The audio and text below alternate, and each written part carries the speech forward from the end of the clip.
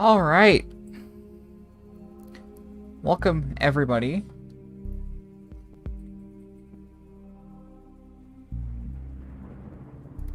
My name is Freya. I'll be your host for today, and here I am joined by the lovely Pandora Jane, who is going to be doing quite the run. Hope you're all excited as I am.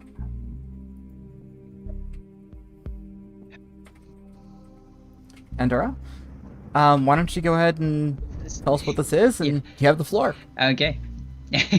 yeah, I was a little bit confused, but now we're here. So, hello everyone.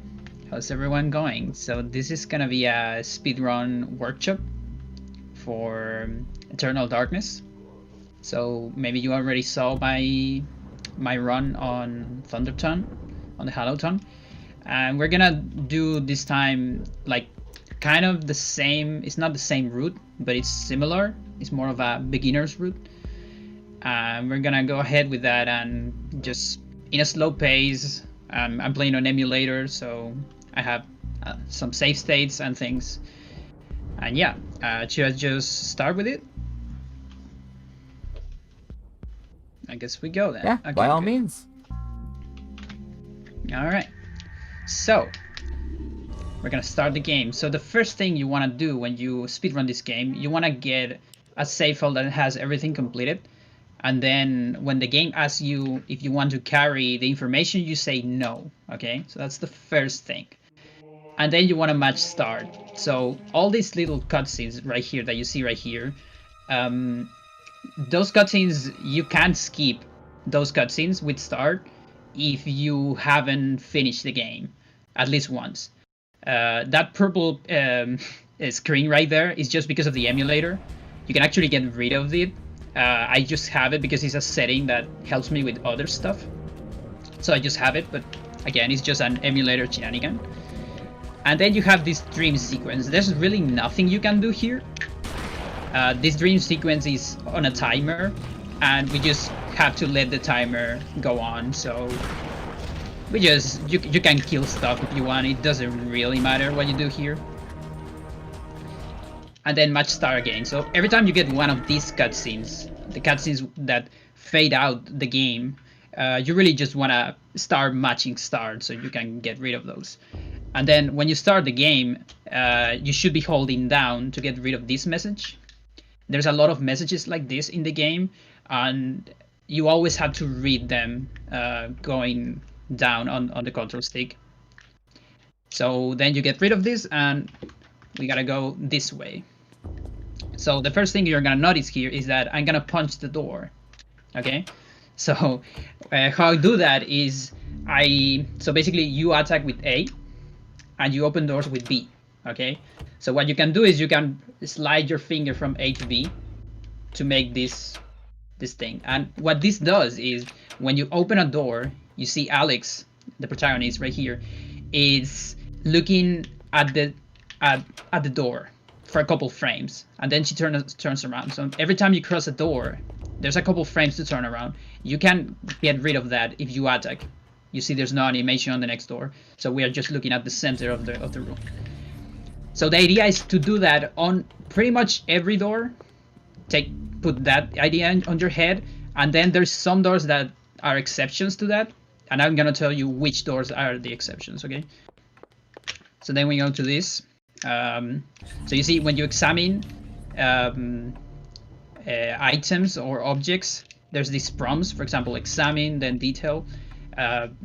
All the prompts are different. There isn't really a rule to it. You just gotta learn all of them. And then we're gonna adjust this on 333, and you can do this with both the control stick and the D-pad. And the D-pad is slower, so you really have to be very finicky on that 333. So what you can do is you can start with control stick and then switch to D-pad when you're getting closer to it.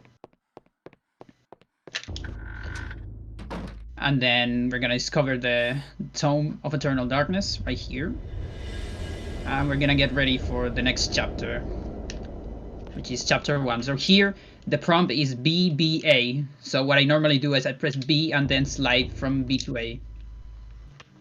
And there's a lot of prompts like that. So I'm kind of going slow on these ones at the beginning, but then the others I'm just gonna go more fast. As you learn all the different prompts, you will get used to them. So here we're gonna go to the store. Here's another prompt: B twice, and then scroll down.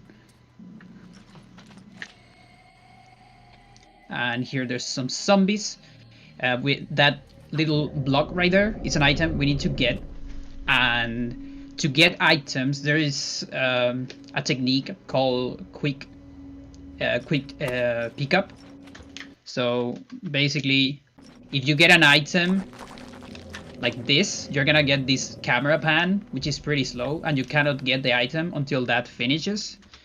But if you put your character in the way, like interrupting the camera, then you're gonna get an instant snap into the item, like this, okay? And also, another thing that I'm doing is, you cannot grab items when you run. You see, there's no examine prompt, so you have to stop. And usually what I do is I stop with R, because that locks in, and it stops your character immediately. So for example here, I'm gonna stop with R and press B. Then I'm gonna punch this door. And the same thing here. You wanna get like really close to this thing to get that thing working. And again, just press R and B to grab it. And there's the same here. There's like a little turnaround you can do there for that one. And we're gonna keep punching every door here in Pius. So now we have to put these granite blocks here. We're gonna start with Chaturga, which is the red one. By the way, if you see the game pausing like this is actually not frames lost. This is me pausing the emulator, by the way. So the first one, start. This is the first start of the game. You're gonna get 4 B prompts. So 1, 2, 3, 4, and use this. Then we're gonna use the blue one.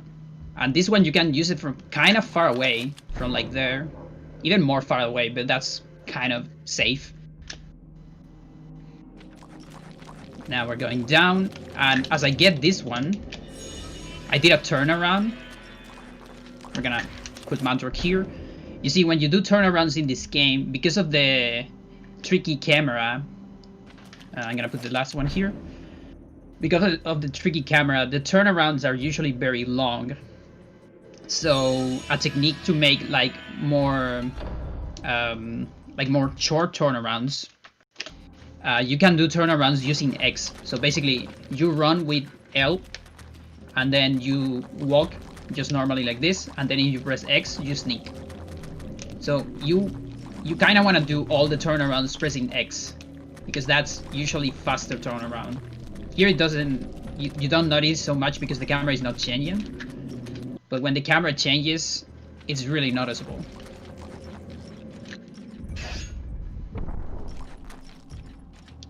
So then right here, this is the combat tutorial. You're gonna get into this spot, scroll down, press B, and here you target. So here's where the target mechanic applies. You have to get rid of all the body parts, and you can target like this. So just get rid of all of them and the body at the end. And then here, I usually stop with R because that stores your speed. You still need to wait for the door to open entirely.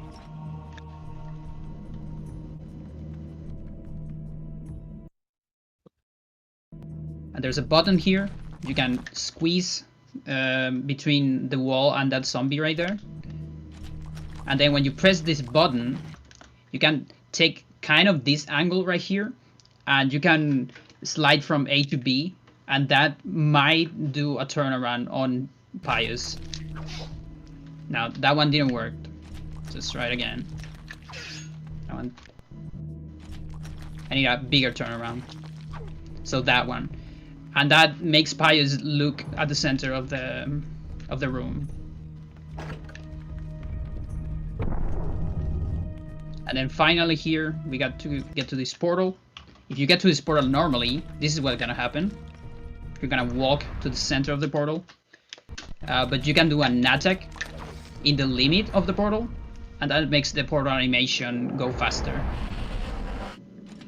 And it saves like a second. So here there's these 3 artifacts. So this is Celta, this is Chaturga, this is the hardest one. This used to be the common one some years ago. Today we go Uyav, because it's pretty much the fastest one right now. And then we're gonna go back to Alex. So match B, as soon as you get back to Alex here, because you're gonna get the book, and then grab the next page, start and read it. I cannot say what was. So this one is Elia, chapter 2. Elia has some finicky things. There is a lot of traps. So for the beginning here, we're gonna go this way, but you see that turnaround was pretty awkward, so I can turn around with X instead, like this.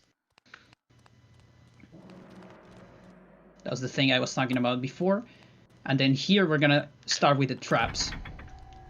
So this first dart trap, what you want to do is you want to go totally straight, but just the tiniest bit to the right.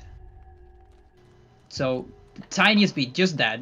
So you will land between these 2 traps, and then just go straight. Don't stop or anything. And here we need to get rid of this zombie, okay? So the fastest way to get rid of this zombie, there's some special techniques that we can do, but we're not gonna get into those. We're just gonna go for the easiest strat. We're gonna do 5 attacks on the body. So you target and then do an attack on the body. And I'm gonna be doing something called attack cancels. So every time I do an attack like this, if you just match A, you're gonna do the entire attack animation like this. And that's pretty slow. So what you want to do is you want to do an attack, then input a movement, so leave target, okay? So like if you're gonna move like this, then put target immediately and match A for another attack. So like that. It's easier than it sounds. I mean, it sounds easier than it is. It's actually kind of hard to master. But basically you can cancel the animation of your attacks if you release R and input a movement. And then we're gonna finish this puzzle, which is XY. And yeah, we're gonna be using that a lot. There's a lot of attack cancels in this game. If you're familiar like with Smash Bros. Melee, for example, there's a technique there called L cancel, which makes your attacks way faster. It's kind of similar to that. You kind of just get a lot of extra movement from it and speed. So now we're gonna go back on this room, and again, just like before, straight down this time because we're going back, and just tiny bit to the right, okay? So you land between those 2, and then if you did it correctly, the second dart right there won't hit you. It's just tiny bit to the right. Then here, after this pillar, we're gonna sneak until this line right here.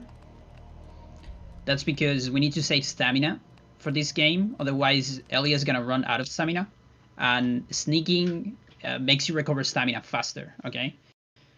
Then here for this, we're gonna go straight, and we're gonna sneak just a tiny bit on the first trap. So the first trap is this right here, okay? This activates this laser, the slicers.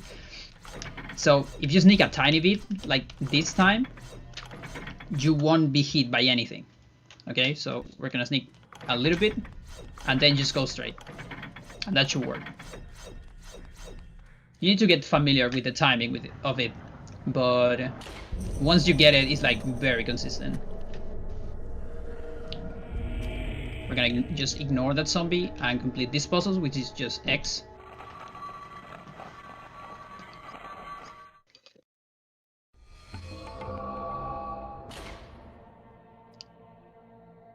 At the next room, we're gonna have some more traps. And the strat for the next room is actually the same as the one before. And after this cutscene, you wanna turn around with X. So here, sneak a little bit, and then go straight. Then grab this thing, and we can proceed to the next part of Elia. This is another cutscene that you can skip, so just match start.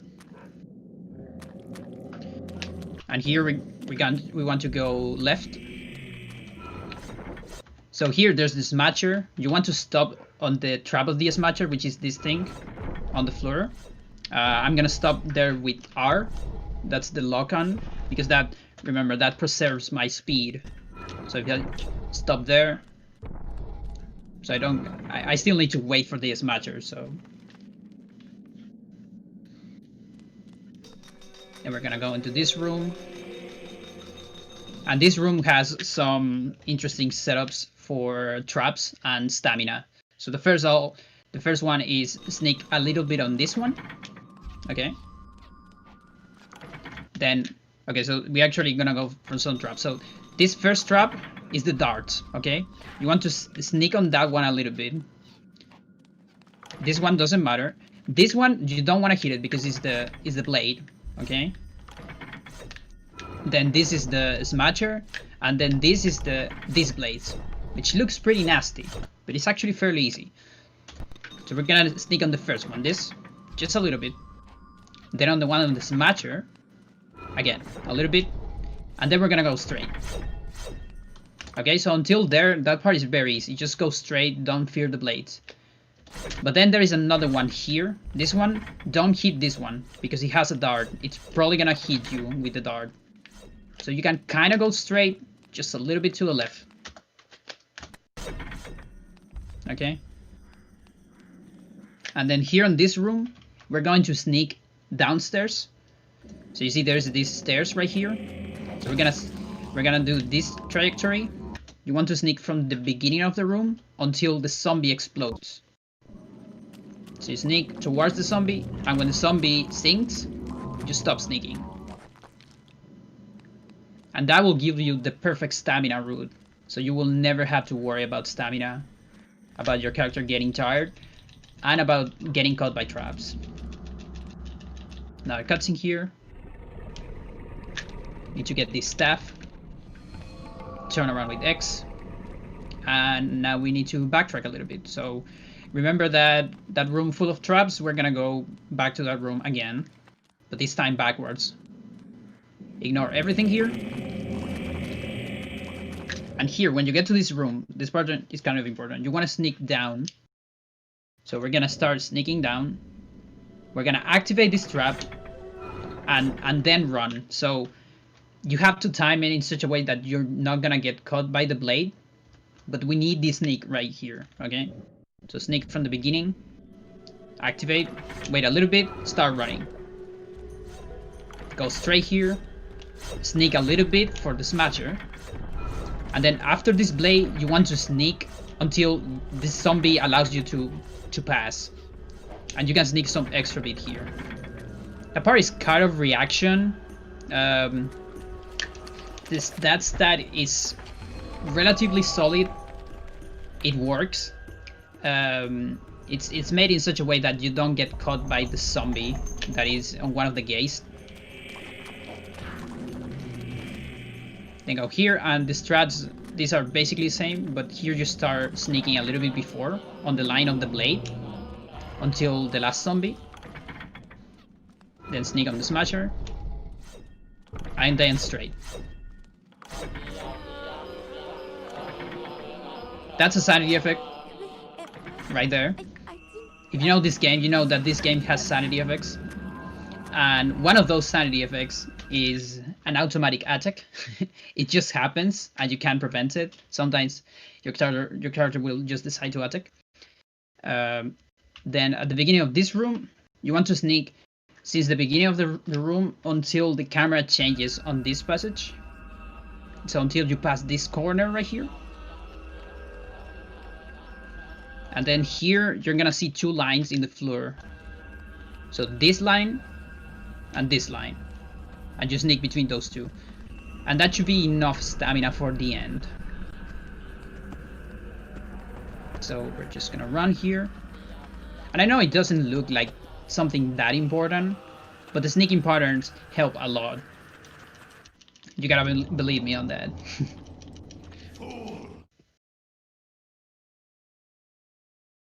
Because otherwise your character gets tired and like it starts going really slow.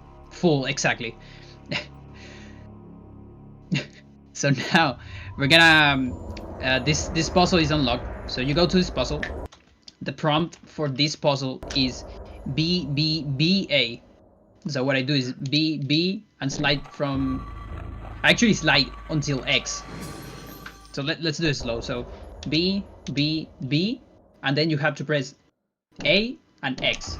Okay. So what I do is B B B. Almost. I fail X. Let's do it again. 1, 2, 3. There you go. It's harder to do it slow, I guess. Then match B to grab this thing. Press start. This is another one of those texts that you have to scroll all the way down to open it. It's gonna be a cutscene after this, so match start. Then always a message after this.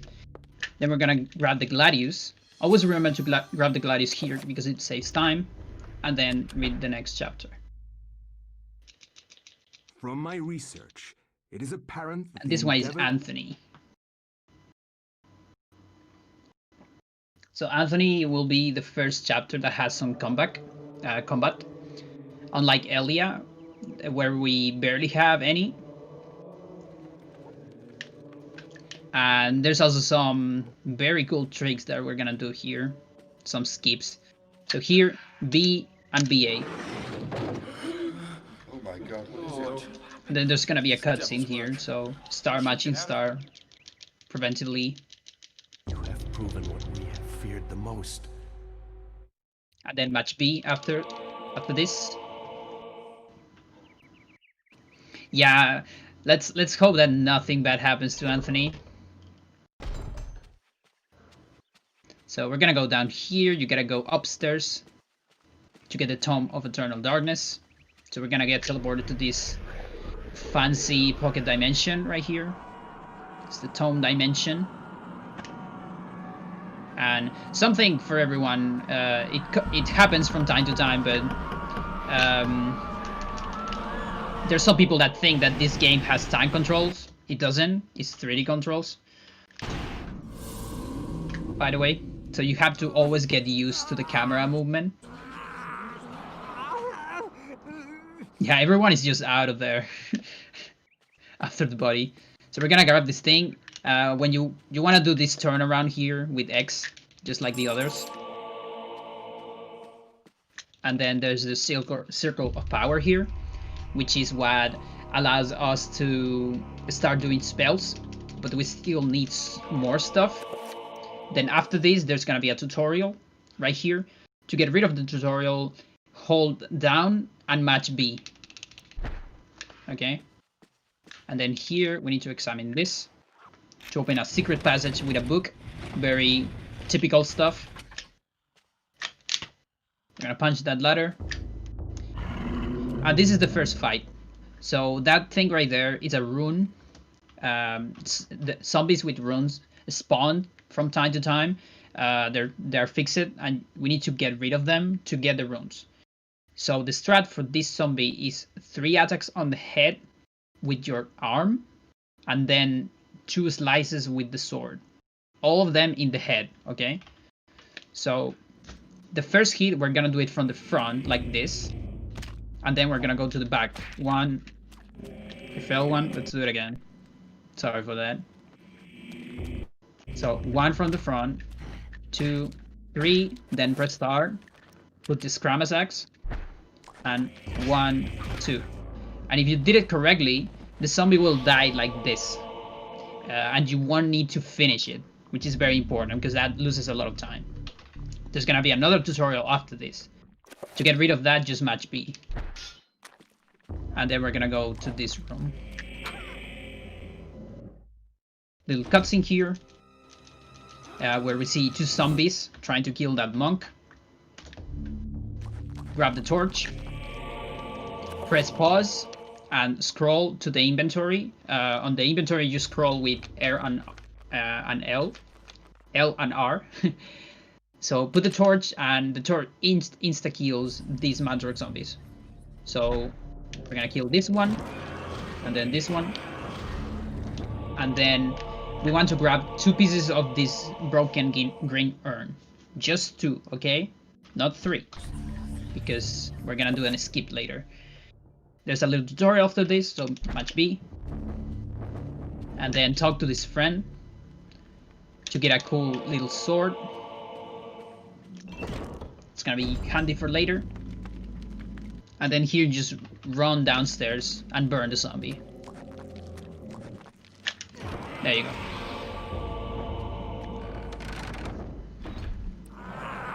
So you see Anthony is kind of turning into a zombie. Okay, at the beginning of this room, the camera is gonna flip around, so you wanna hold right and a little bit up. Okay, right up this cutscene finishes. So you start walking this way immediately. Then we want to burn this carpet, and then after burning the carpet, you're gonna burn the zombie.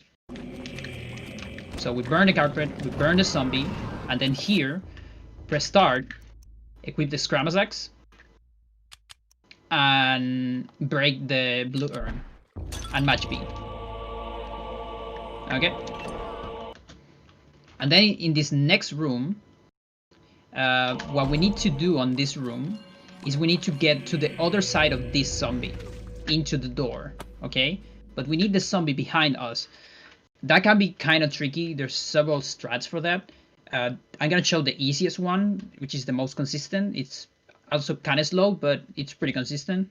So you can go to this corner right here, wait for the zombie until it does an attack, and then you can pass here, and it doesn't body block you.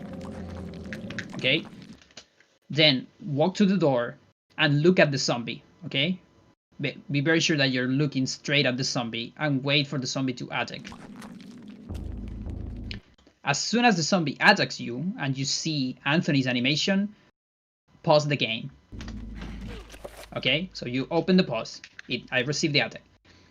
Then we're gonna mix these 2 urn pieces. Okay, mix. And as soon as you mix, you're gonna get this message. We're gonna get rid of this message and match B to open the door. Okay? And then on the next room, you want to pause the game as soon as possible. Open the door, pause the game. Okay? You have a little bit of time to do that.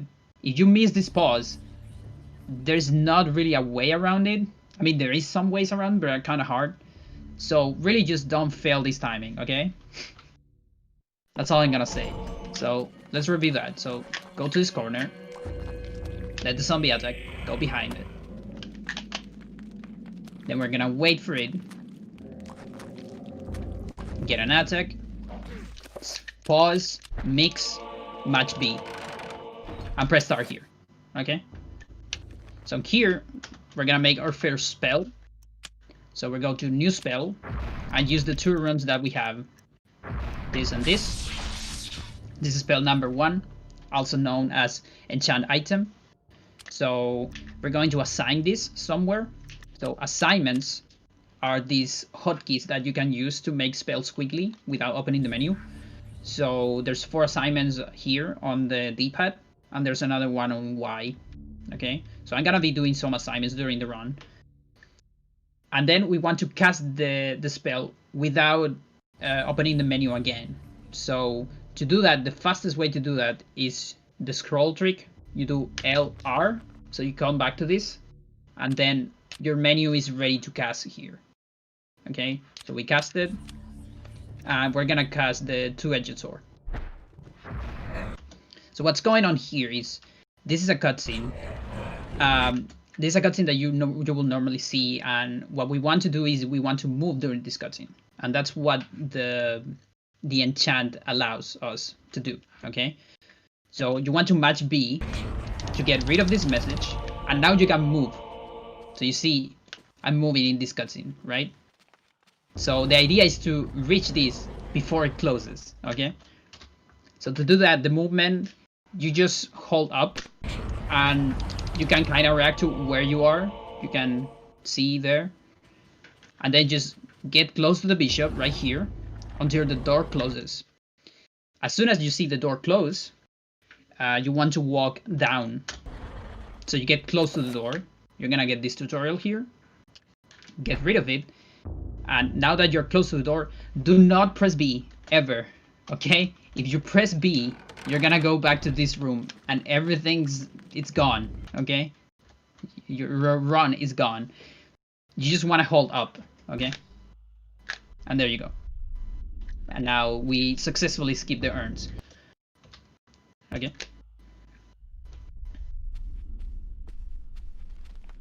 And now here, we're gonna go for the bishop fight. So there's gonna be a little cutscene here. So, There you go. you have come to it. The skip is called urn skip. Exactly.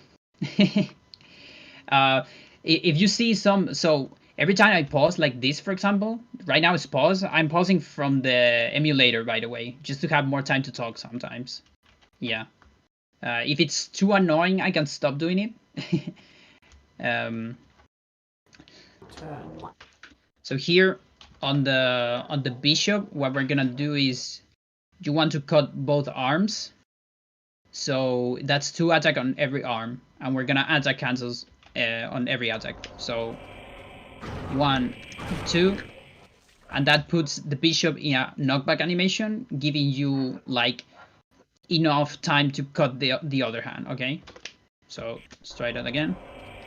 1, 2, 3, 4, and then when you kill it, match B to get the key.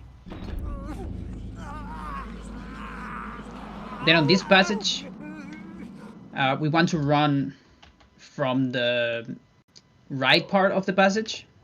So just hug this wall from the right. As soon as you see this zombie, you can go past it. And then also from this side, you can cut this zombie like this. Just a neutral attack. Then ignore those ones. We're gonna be ignoring a lot of enemies. And here, my favorite strat to pass the trapper is you wait until the trapper is in a specific spot, and then you press A. So it's around there, okay? So when the trapper is like really close to the wall, you press A, and then you can just pass here. And then you just ignore the trapper. It can be kind of finicky, but I think it's the most consistent one for me at least. And it's the fastest one too. Just hug this wall.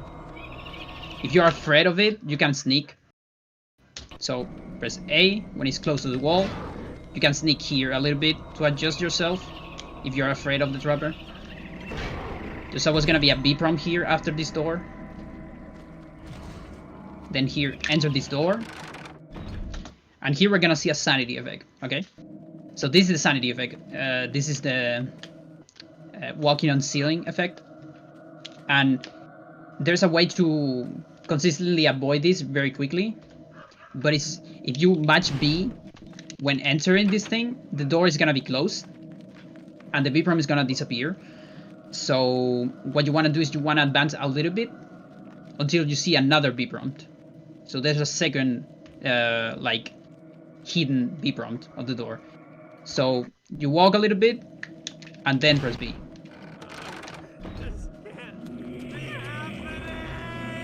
Then here, try to not get body blocked by those. And we need to go back to try to save Charlie Man.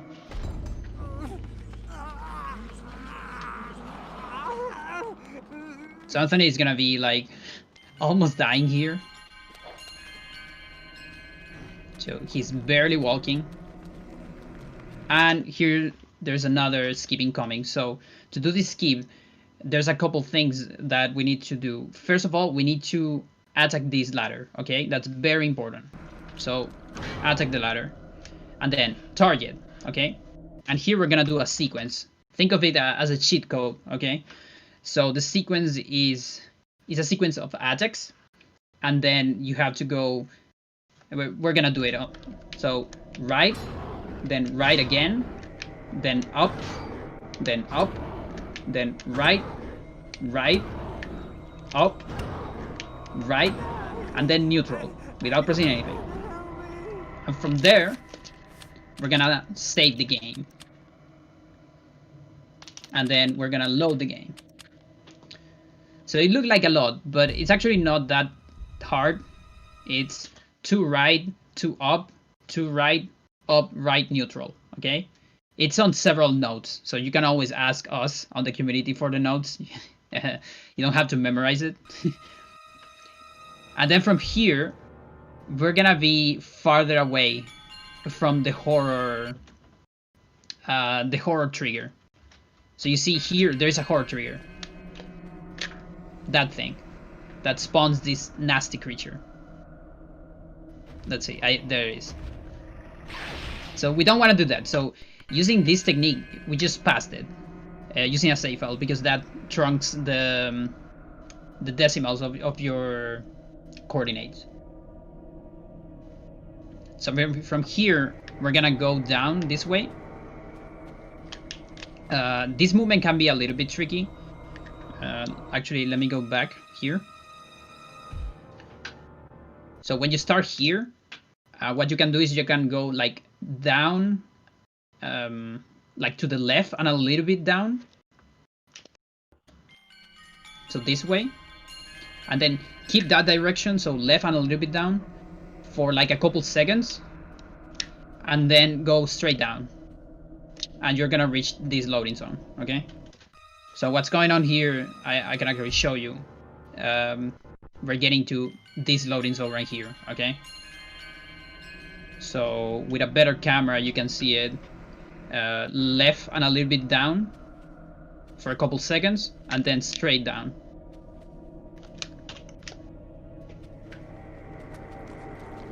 And then here, if you happen to get body blocked by any of these zombies, you can just cut them.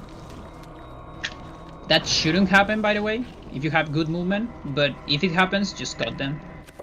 And if your sword gets caught anywhere, because sometimes it gets caught on the sword, on the walls, you can do head attacks.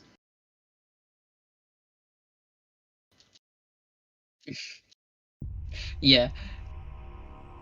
Alright, so after this, we gotta go upstairs. Someone's on the house right now.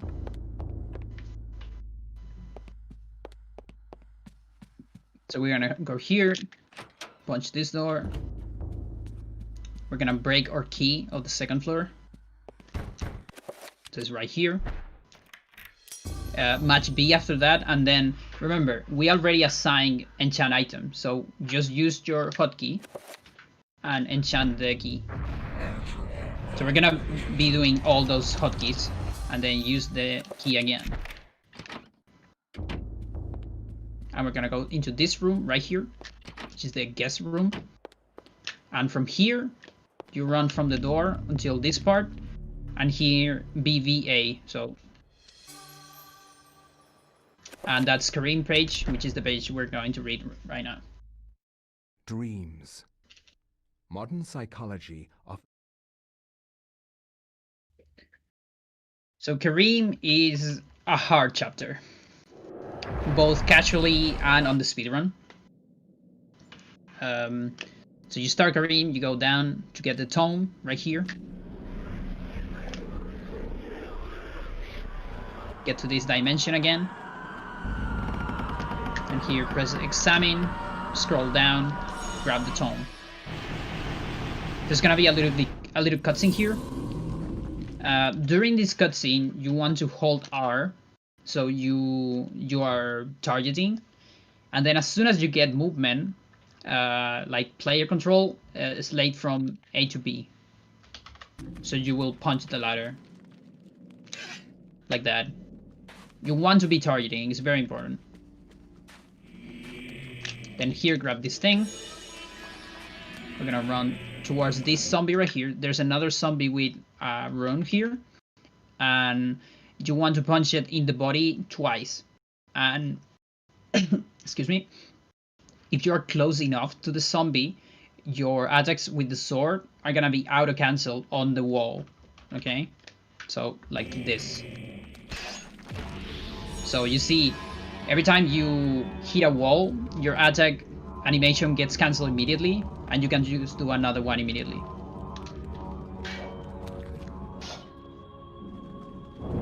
And here, use this statuette.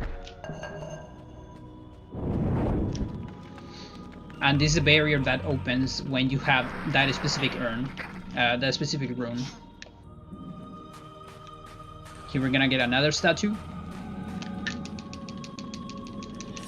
And that little turnaround that I did there, I did it with X, just to help the turnaround. I'm gonna use this here. And then we're gonna put Karim on the last button to open the elevator. So these nasty creatures called trappers, if you get trapped by one, this is what's going to happen. You're gonna go into Trapper Dimension, which is something very, very slow. To get out of Trapper Dimension, you have to teleport to the purple one.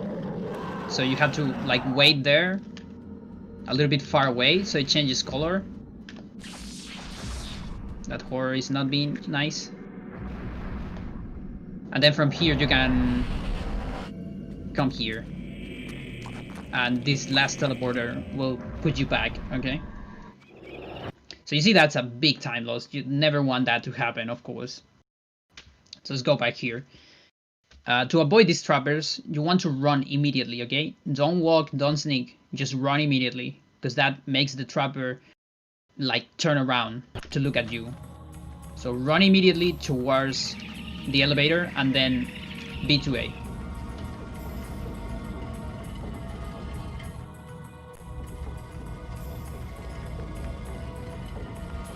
And here we're gonna have kind of a tricky camera. You have to be changing your direction constantly here to align with the movement. And go to this room. And on this room you're gonna see 3 zombies. So there's this one. Ouch. There's this one and there's this one, okay? And then we have to go to this door, okay? So while you're doing there, you want to trigger attacks from the first 2 zombies. Just trigger an attack, okay? So go close to it, trigger an attack, go close to it, trigger an attack, and then open this door. That's gonna help later, okay? Just remember that. And then the zombie, I mean the horror, this is kind of a nasty fight. You just have to practice it. You have to attack the horror from behind. The thing about the horrors is you deal double damage from behind, okay? So you want to get behind and then do head attacks, okay? Because the heads cut immediately from the back. So you go to the back, cut one head. And then every time the horror shocks you with one of those electricity shocks, you can pause the game immediately and unequip and equip your toolbar, okay? That's called animation cancel, and what it does is it cancels the entire knockback of your character. So after this pause, I'm gonna be able to attack immediately, okay? Like that. And that helps me doing attack fairly fast, okay? So you always want to dodge the attacks of the horror in such a way that you can get behind it, okay? And of course, you want to, you know, like, if you fail that, doesn't matter. You get one attack, do this, and then start attacking immediately.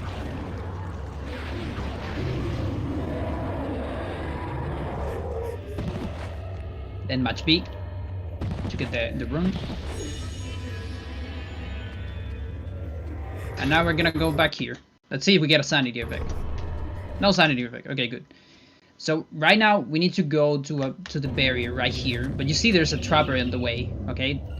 Always remember that trapper, because it's always gonna be there, okay? Kind of in your way towards the barrier, okay?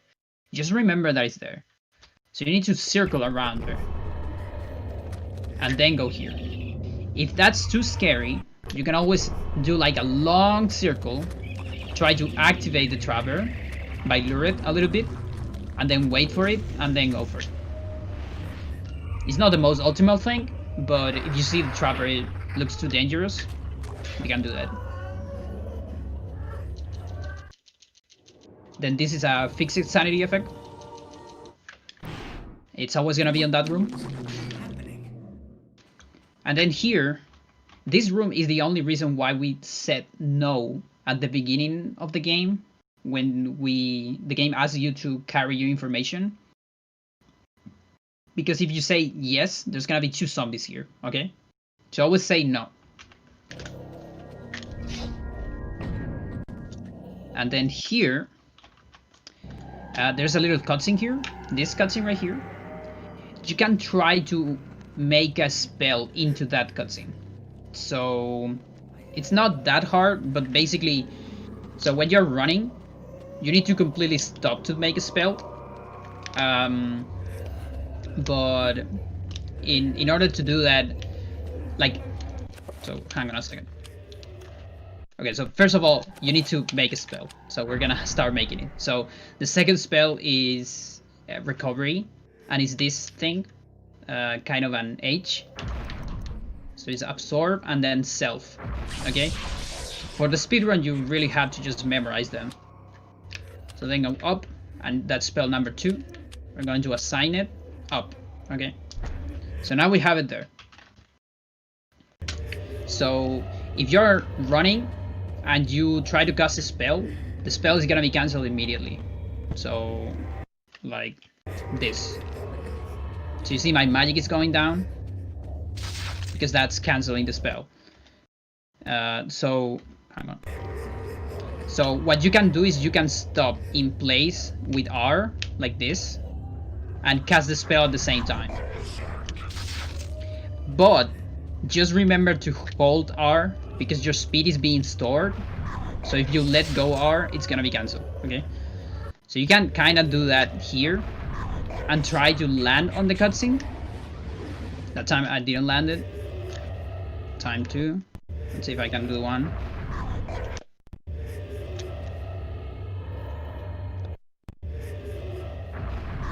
No, I can't do it. I'm too bad at this game. But basically, you can land it on that cutscene. If you don't land it, doesn't matter. Always cast 1, regardless, okay? Because you need full HP for this fight incoming right here.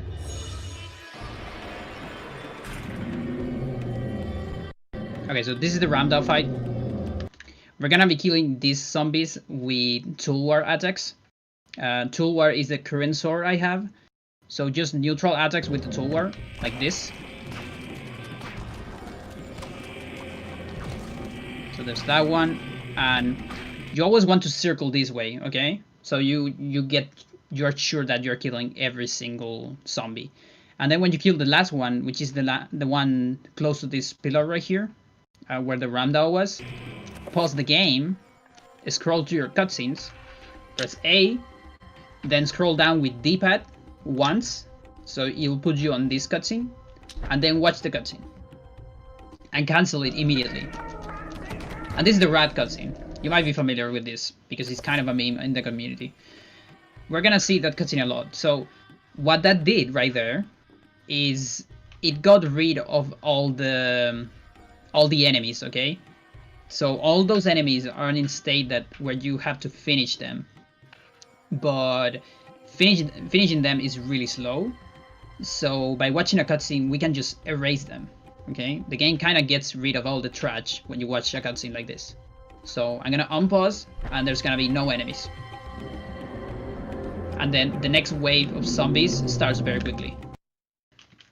So these are also Mantrock zombies. Just circle around just like last time. Body attacks. 1, 2, 3, 4, and watch another cutscene. And always match start here, of course. Then on this same pause, before you unpause, go to the inventory and put the Ramdao. And then keep circling. So you are closer to this zombie right here. Okay. Does it matter what cutscene? Actually, no. The only thing that really matters is that it's an in-game cutscene. So there's two kinds of cutscenes. There is these cutscenes, for example. These are pre-rendered cutscenes. This is basically just a movie in the game. And then there's cutscenes like this that are in-game. Okay, this one you won't see it immediately. Let's see another one. This one. So basically, game cutscenes that load stuff from the game, like characters, 3D models, stuff like that. You want one of those to get rid of the enemies. Okay. I just use the rats because it's the first one that you get when you scroll down like this. You just get it immediately. So you can just scroll down and match A, like that. Okay, so here from the zombies, we want to do body attacks too, with the rammed out this time, because the rammed out deals more damage. And be sure to target, because if you don't target, if you just press A, you're gonna like knock them down. And that's really bad, that's really slow.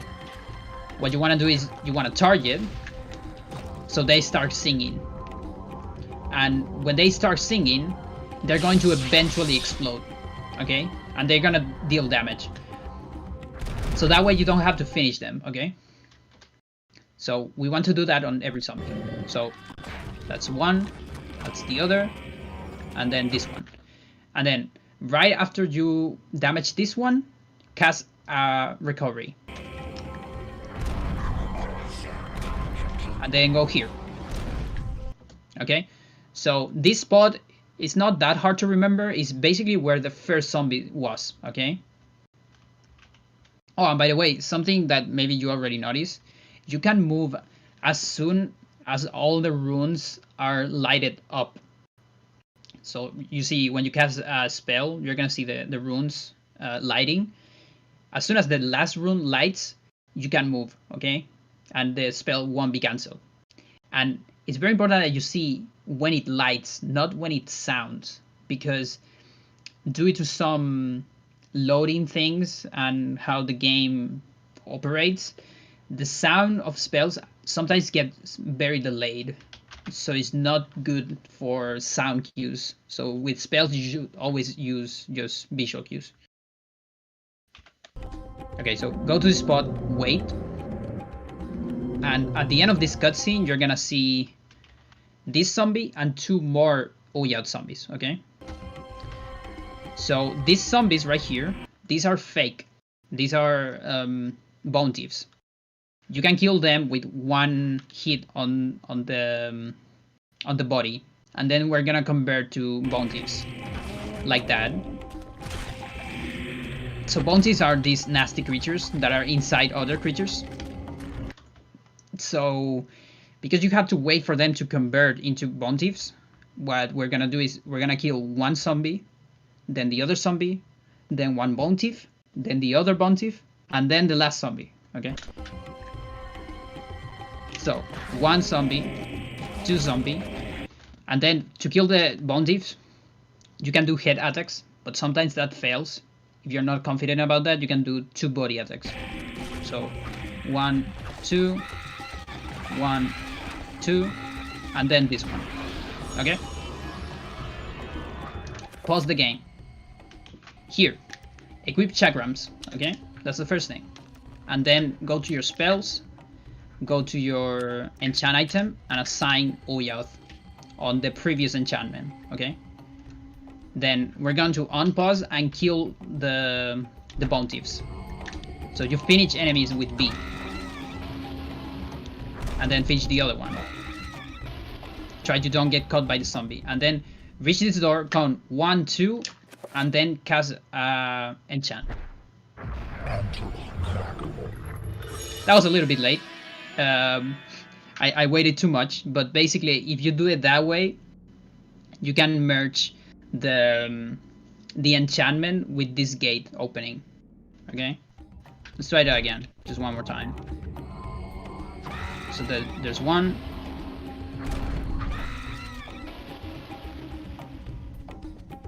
So 1, 2. That one worked, okay? If you don't get it like that, doesn't matter.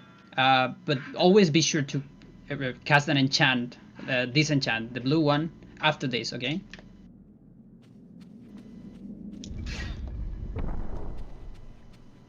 So now we have to go back. If the trapper didn't die before, you're gonna see it now, okay? So you see the trapper, well, it already died, but if it didn't die, it's gonna be here, singing. So normally what I do when I get to this room is I sneak a little bit before starting running, okay? So I like starting sneaking a little bit and then start running.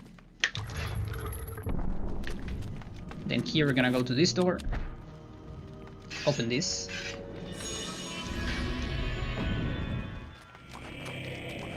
And here just ignore the zombies. Go this way. Ignore that ladder. Here there's a B prompt to go over a rubble. Ignore the horror. Don't worry about it. And here we're gonna use the Tome of Eternal Darkness to open this door.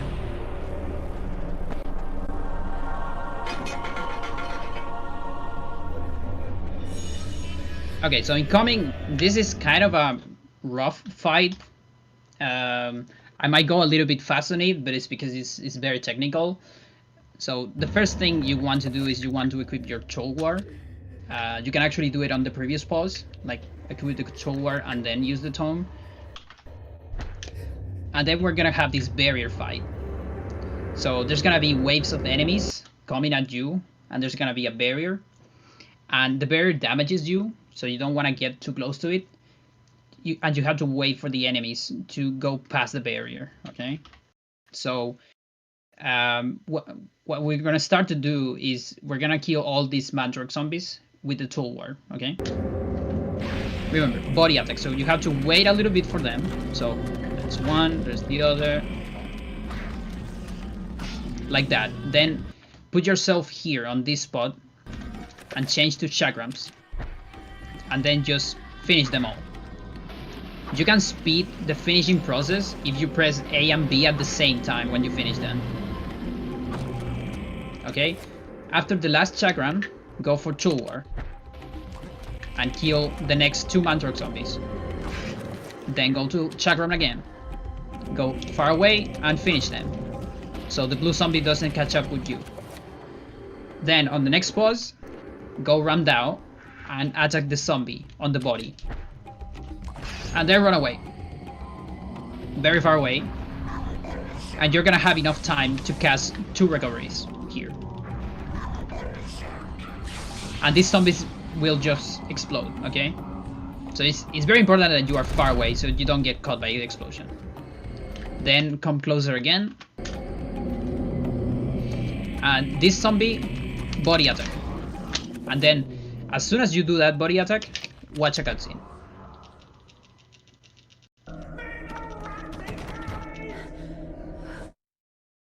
So now, those 3 zombies that were singing will disappear. And you're only gonna see 1 blue zombie. And that blue zombie is a bounty, by the way, okay? So right now, you will see that zombie. You're gonna see 2 more zombies spawning and a horror. Okay? So just wait for this zombie here. You can kill it. Then kill the bounty. And then you can kill these 2 zombies. It's not actually mandatory to kill them, but it's more safe since you still have to wait for the horror. These ones you want to kill it with head attacks. So they die immediately and they don't sing because that's dangerous. So like this and like this. Then wait around this place. Around here you can wait for the horror until it passes the barrier. And then you can run really close to the horror and do a head attack to kill it in 1 shot. Okay, that won't work because the horror was not very generous and decided to do a bad attack. But most of the time it should work. 1 second. Like that. So it only works if the horror decides to do a good attack, okay? And then watch another cutscene to get rid of the horror. So that way you don't have to finish it because it's very slow. Then unpause, run down, and that's the berry fight. So it's kind of a technical fight, but you gotta believe me on that. If you do it that way, it's not that hard, and it's actually much faster and much more consistent. So it was like a lot of things to to catch up with, but it's like it's the best easy strat, let's call it, because there's other hard strats, but that's the most consistent one for the to start running. Then on this next Alex segment, you want to do an enchantment as soon as you get control. And enchant the Gladius. Like that. Otherwise you're gonna see a sanity effect if you don't do an enchantment there. And now we can go to max, which is the next chapter. While you're going to max, you're gonna get this key right here on the clock.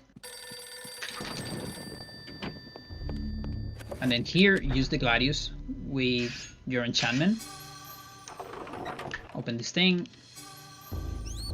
Get the spice jar, read it.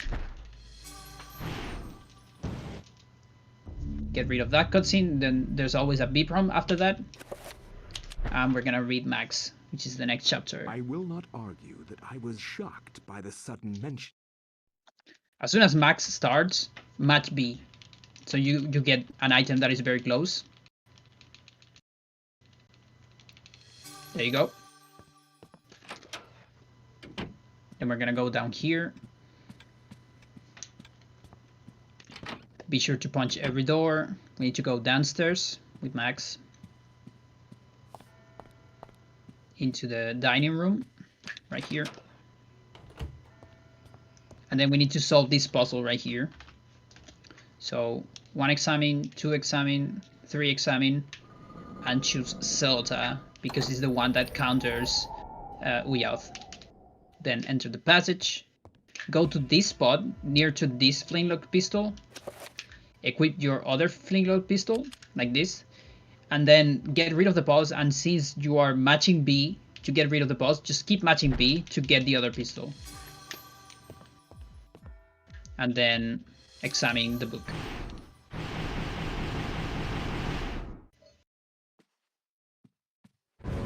This is an unskippable cutscene right here.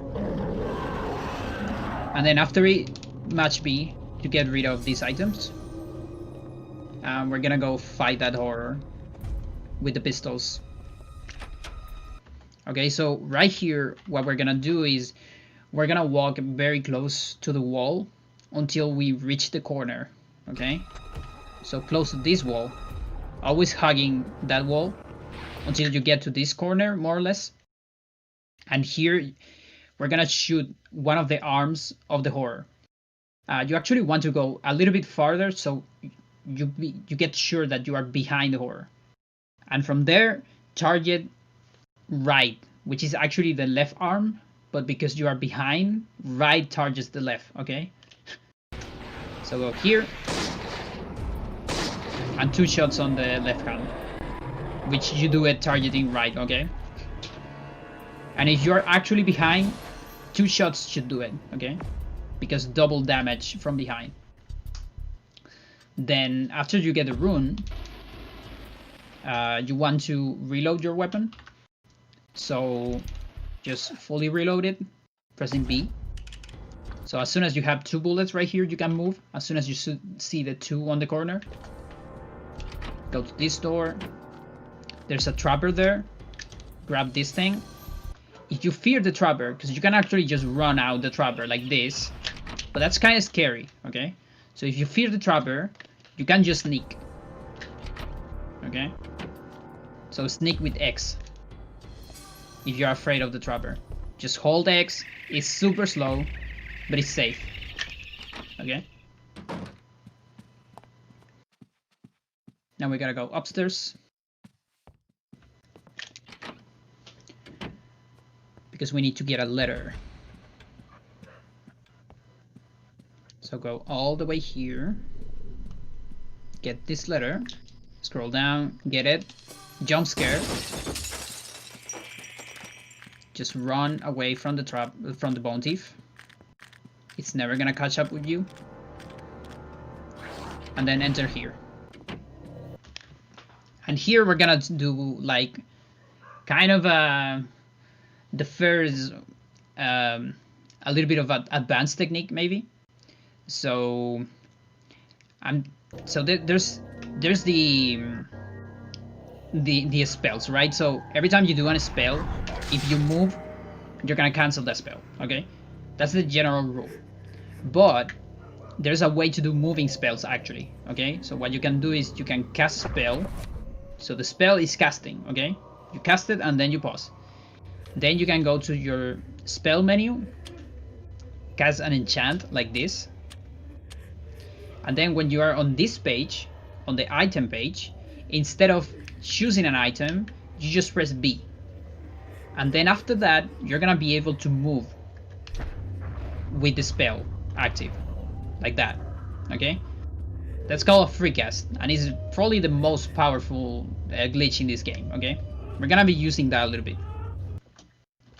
So how we're gonna use it here, you just kind of have to learn this algorithm. So when you are like in the middle of the stairs, so around there, or a little bit earlier even, like around here, you're gonna cast a recovery. Okay, so recovery, pause, do the free cast. So we go to this and we cancel this enchant item. Then right after that you're gonna cast an enchant item.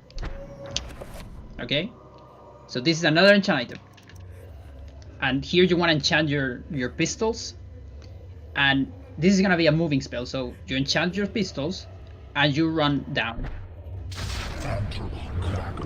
and that way this enchantment will finish during this cutscene. Okay, just match B to get rid of that. So you see now I have enchanted flintlock pistols, and this saves time because I finished this during the cutscene. Okay, so now we're gonna run here and shoot this horror 3 times in the head. You can shoot twice, then reload once, and then shoot the other one. You should have enough time to do that. Oh, and to reload once, you can reload either with B when you have no bullets, or with Z at any time. Okay, and enter here. So here, the first thing you want to do after you cross this door, you want to move a little bit. Just move a little bit like that, so you cancel the door opening animation. So just move a little bit, then pause.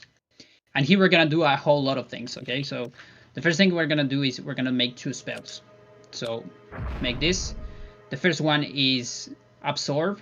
Again, you kind of have to memorize this, but it's this one and this one, and then the next one is this one and this one, which is attack.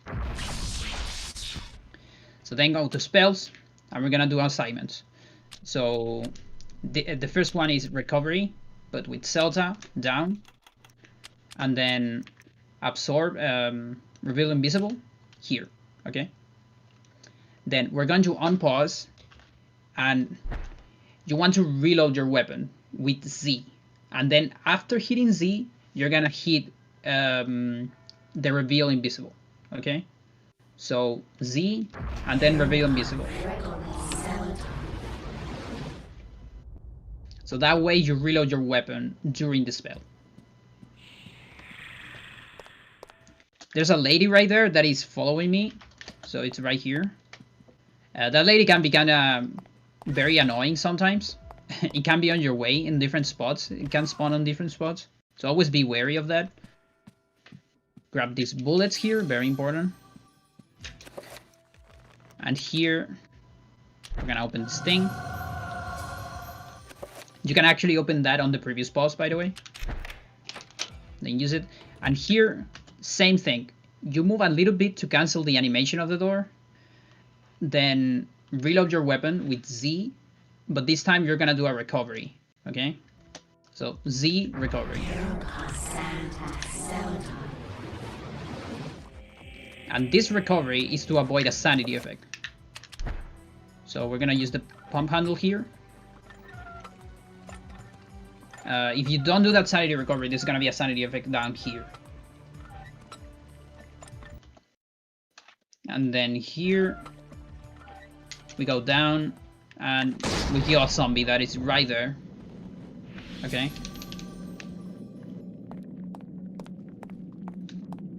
Then go to this barrier.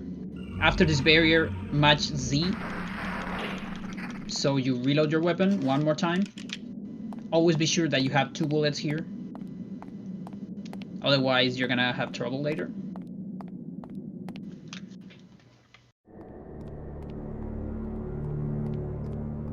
And here we go for the boss fight of Max. So the boss fight is this Guardian, and it needs 5 bullets with an enchanted flintlock pistol, which is the one that we have. So 2 shots, we're gonna be able to do 2 shots, and then the Guardian it's going to teleport somewhere randomly, and then you gotta do 3 more shots without another teleport. Okay, so the first shot you can do it right away. Okay, as soon as you have control, shot. Then start walking forward. Okay, so walk forward, and when you are around this spot, more so, it's kind of like the middle of the bridge, a little bit more than the middle, you can shoot again, and that will make it teleporting. And then after that, there's usually gonna be a magical attack going on. If you have enough time, you can reload your weapon immediately for the next phase, or you can reload later if you are scared, and then just keep shooting. You're gonna need 1 more, and there you go.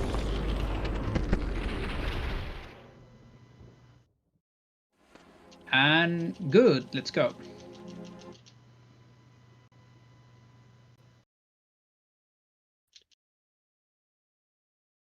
Okay, so now we're gonna go back to Alex, and you want to cast Reveal Invisible as soon as Alex starts.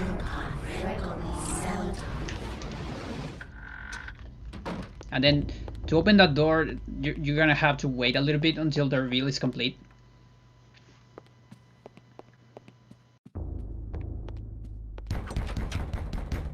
And we're gonna go upstairs. This time to Edward room. This door, we actually don't need to punch it. And then here on the dresser, we're gonna use the dresser key. And then grab the revolver and this page. There's a pre-render cutscene right there. And this is gonna be a nasty chapter, okay? So get ready for Lindsay. The ancients' influence was incredible. So the first thing you want to do on Lindsay is you want to hold down and right. So hold down and right when it starts. So you go this way. You want to run until about this corner. So you want to go to this corner, but you don't have to go that far away. So about there, it's fine. And then from here, go back to the center. And then put yourself in the right side of this thing, and you can use the brush. Then match B to get this thing. And that's because the game doesn't let you use the brush if there's enemies too close. But by luring the gatekeeper away, you can actually do that. And then here, before using the bracelet, go down and equip the shotgun. Okay, so we got the shotgun. And now you have to use the bracelet, but going up is kind of slow, scrolling up. So you can press LR, and that puts you on the first spot of the inventory. Okay, so you can go shotgun, LR, bracelet. And we're gonna using that trick on other places too.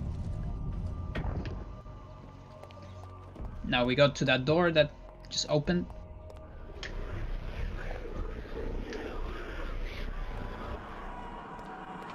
and get the tome again. What can go wrong? Okay, right up these stops, go up right, so you enter the door immediately. Okay, this first room with traps, it's kind of similar to the ones on Elia. So you're going to sneak a tiny bit on the first trap, okay? Just a tiny bit, and then pretty much go straight.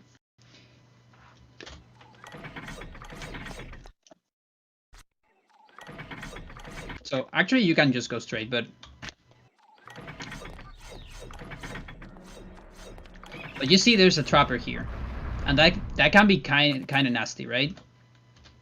So what you want to do is after the 2 slicers, you want to shoot the trapper because it's just more safe. So you see, I got caught by the second slicer if I don't sneak, and that's why I sneak. So trapper right there, goodbye. And then on the second traps, I can just go straight. On the second set of traps, let's call it.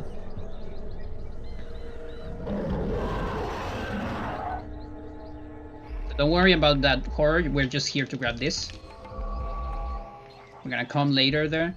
Here, just go straight, ignoring these little, these tiles in the ground. So these tiles that are different, like this one, these are traps, okay? So you want to avoid those, okay? And you can avoid those just by going straight. This last one doesn't matter, okay? Because it's for those traps, you're already past those.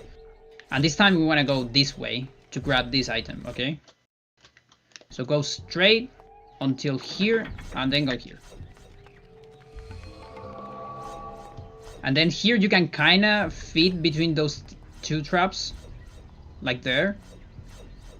It looks a little bit hard, but it's not that hard, okay? So when you're coming back here, you can kind of fit there.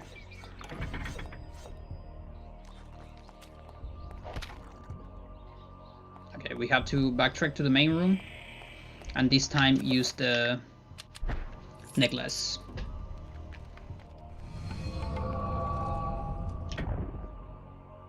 And there's gonna be another cutscene for this door. Then run this way. Just ignore the gatekeeper. Here, grab the bracelet. Right after the cutscene, pause and use the metal bracelet to replace it.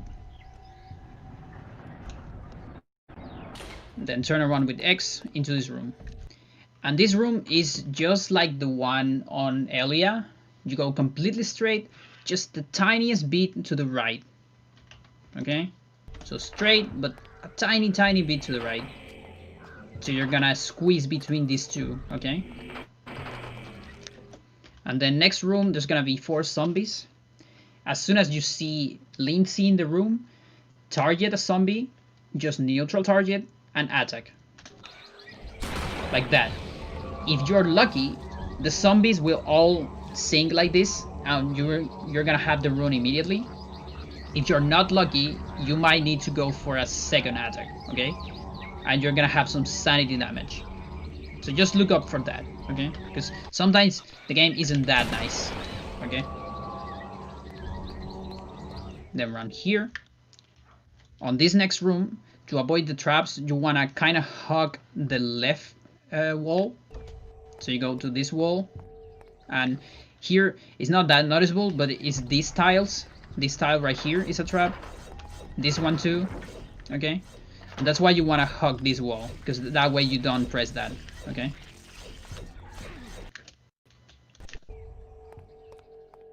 So we go here, and then once you press this one, you go to this thing to use the bracelet.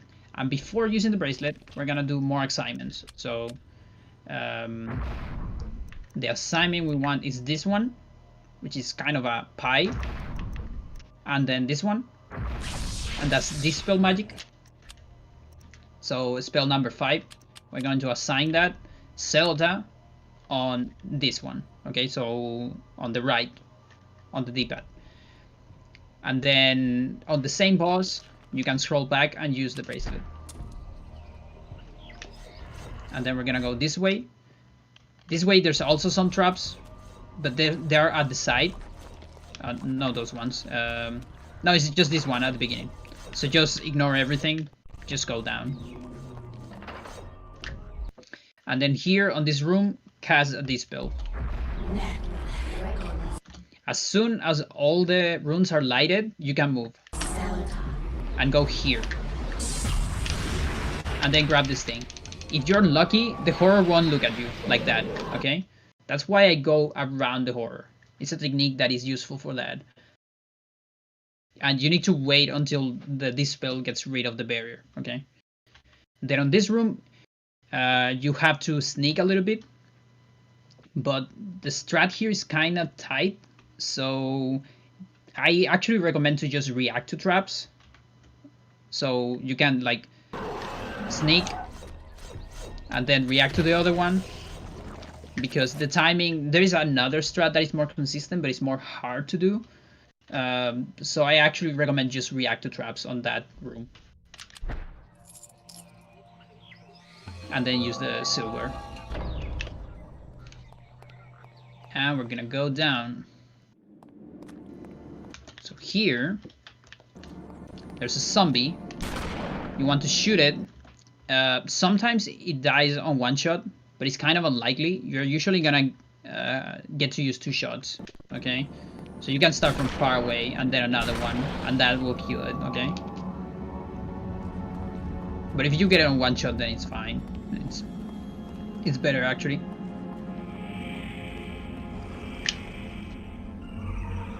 This is the attack barrier, just the rune we just got. Then on this room, we're gonna sneak until the traps, okay? So this is the trap right here, this tile right here. That is those nasty axes. We want to sneak until that, okay? So sneak until right before the trap and then walk straight here. You might get caught like that. If you get caught, you have to react to try to don't get attacked again, okay? But usually with this strat you can go straight. Like that, okay? It's kind of scary. It works most of the time. If it doesn't work, try to react to the traps, okay? Ignore the horror. And here use the archaeologist brush. Match B to get this item. And 1 second here. Need some water.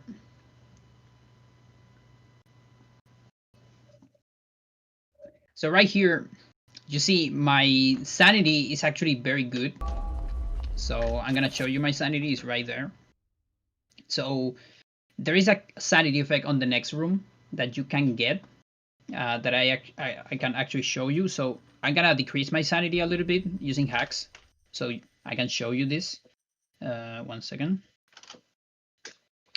So there is less sanity. And when you have low sanity, so this is below 25%, you're gonna start hearing weird noises, okay? So I'll show you.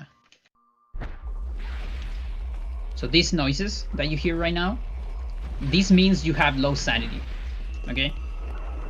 There is a possibility that you have low sanity here because if you have bad luck on the zombies and too many of them look at you.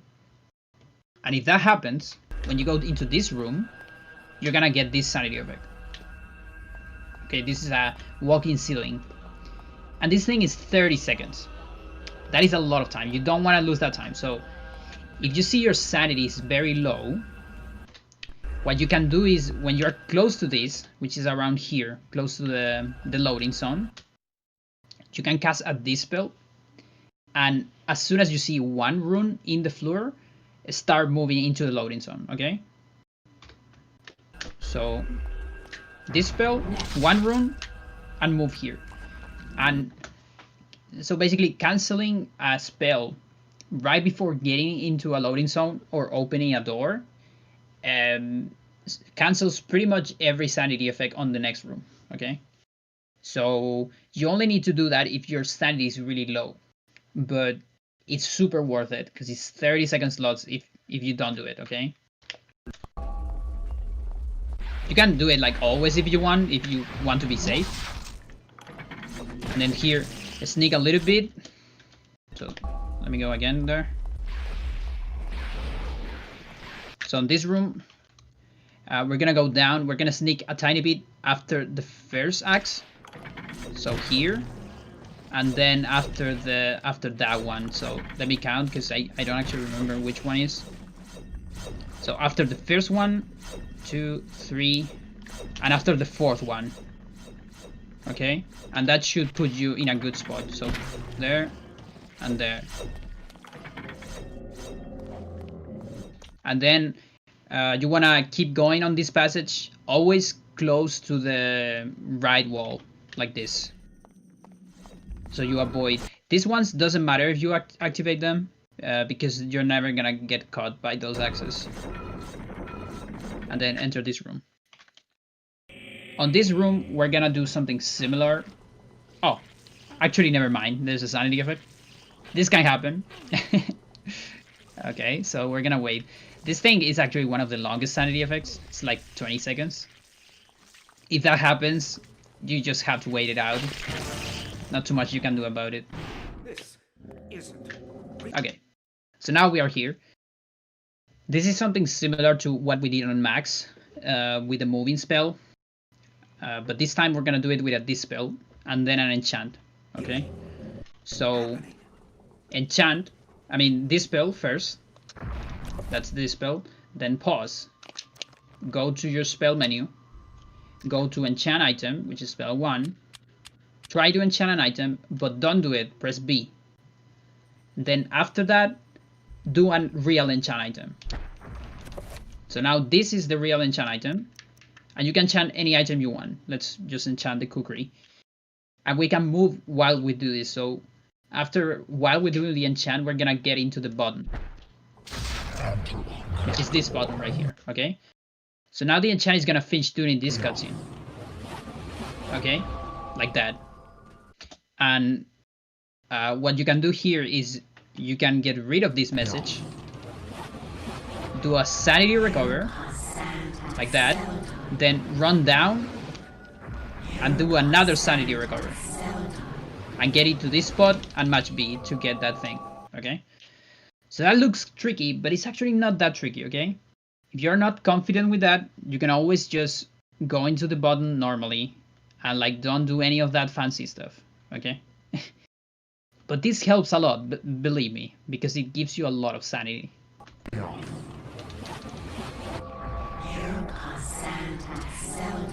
Here you just run down and then match another recovery. You can position yourself in a good spot and then grab the thing.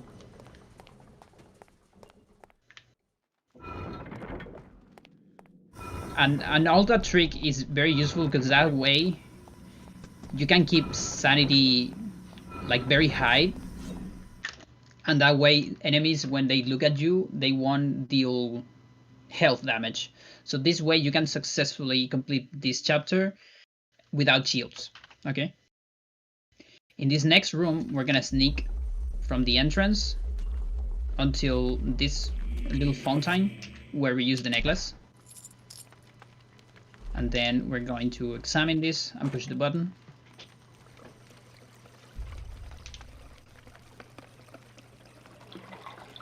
Just be there because there is a message incoming. And then into the next room. So here in the next room, you can kind of go straight. So there's 2 traps. There's this one and this one. If you go kind of straight here, you can avoid both.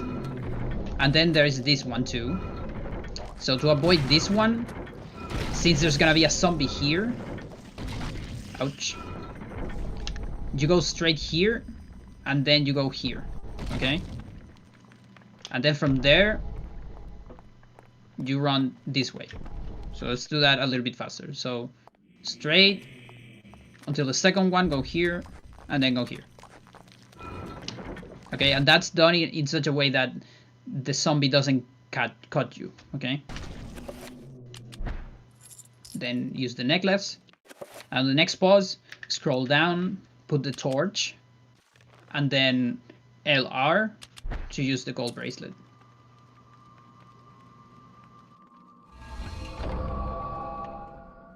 And we're gonna go here.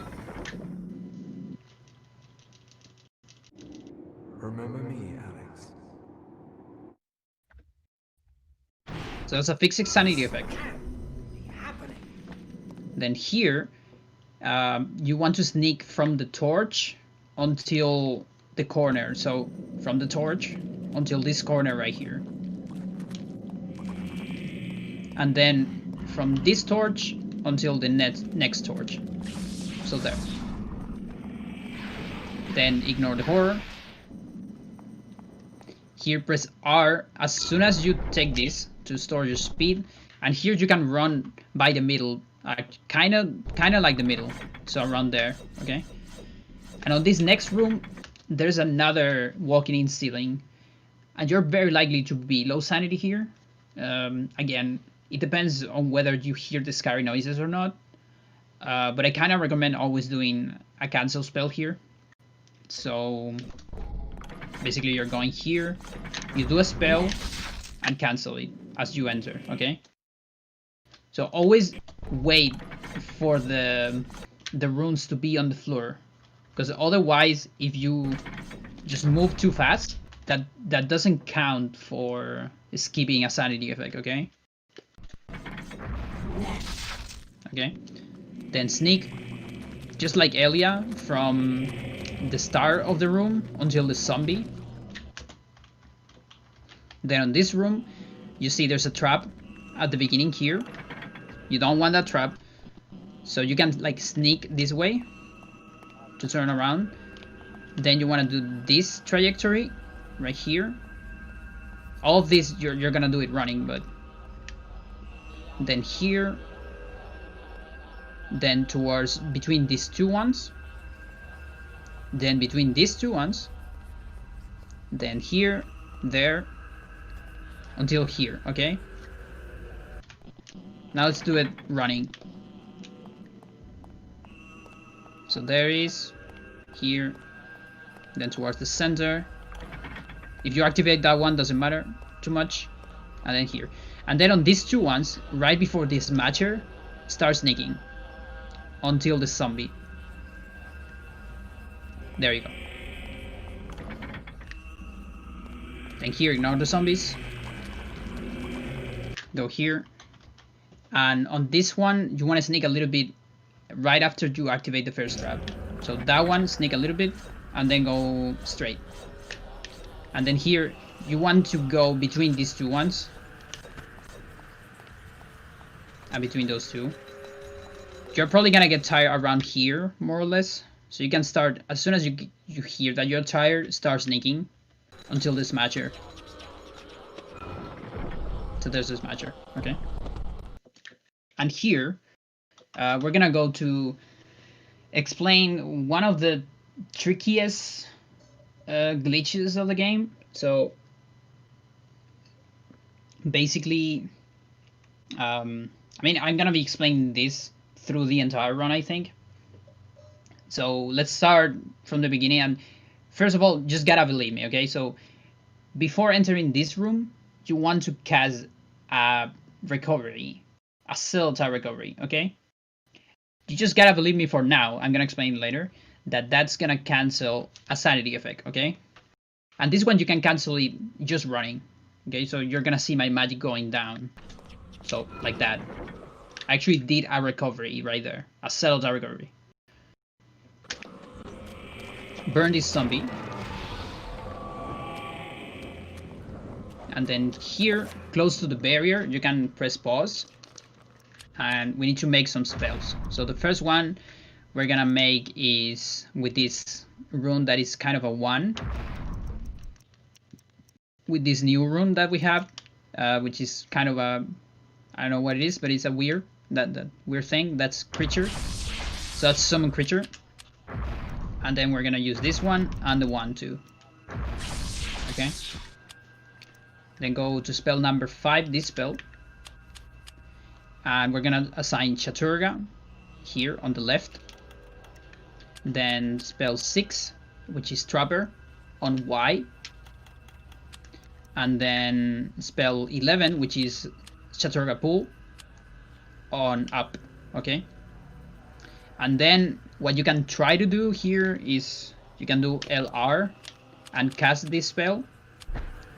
And chances are that you land on this barrier, okay? If you're lucky.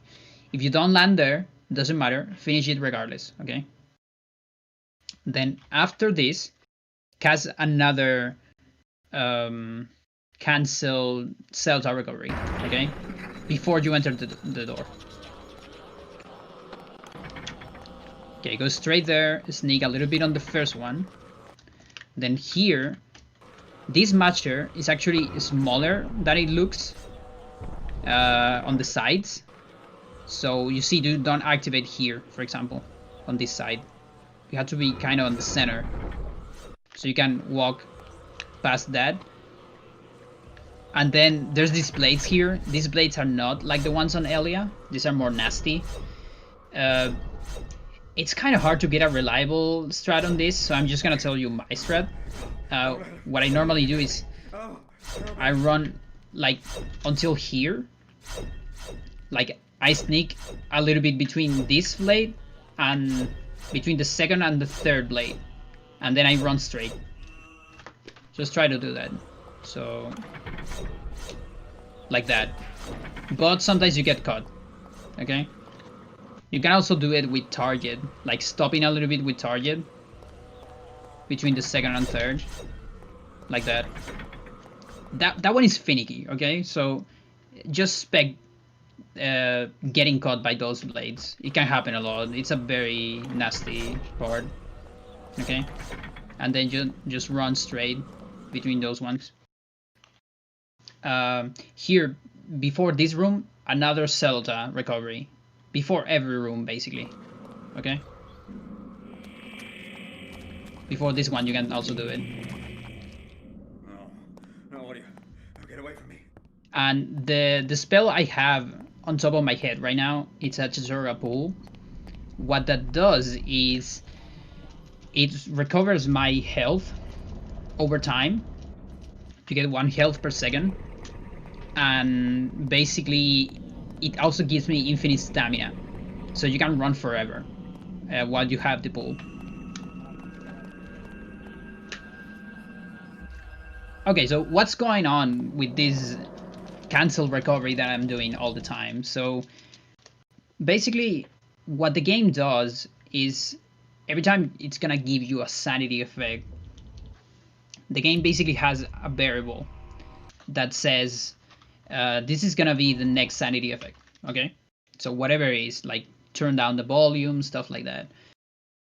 But when you do recovery, any kind of recovery, and you have low sanity, which is below 50%, that variable will be replaced by a specific sanity effect, which we're gonna call the explosion, okay? So I'm actually gonna show you the explosion so you can see it. So that's the explosion, okay? So that's a sanity effect. And that only happens once per gameplay, okay?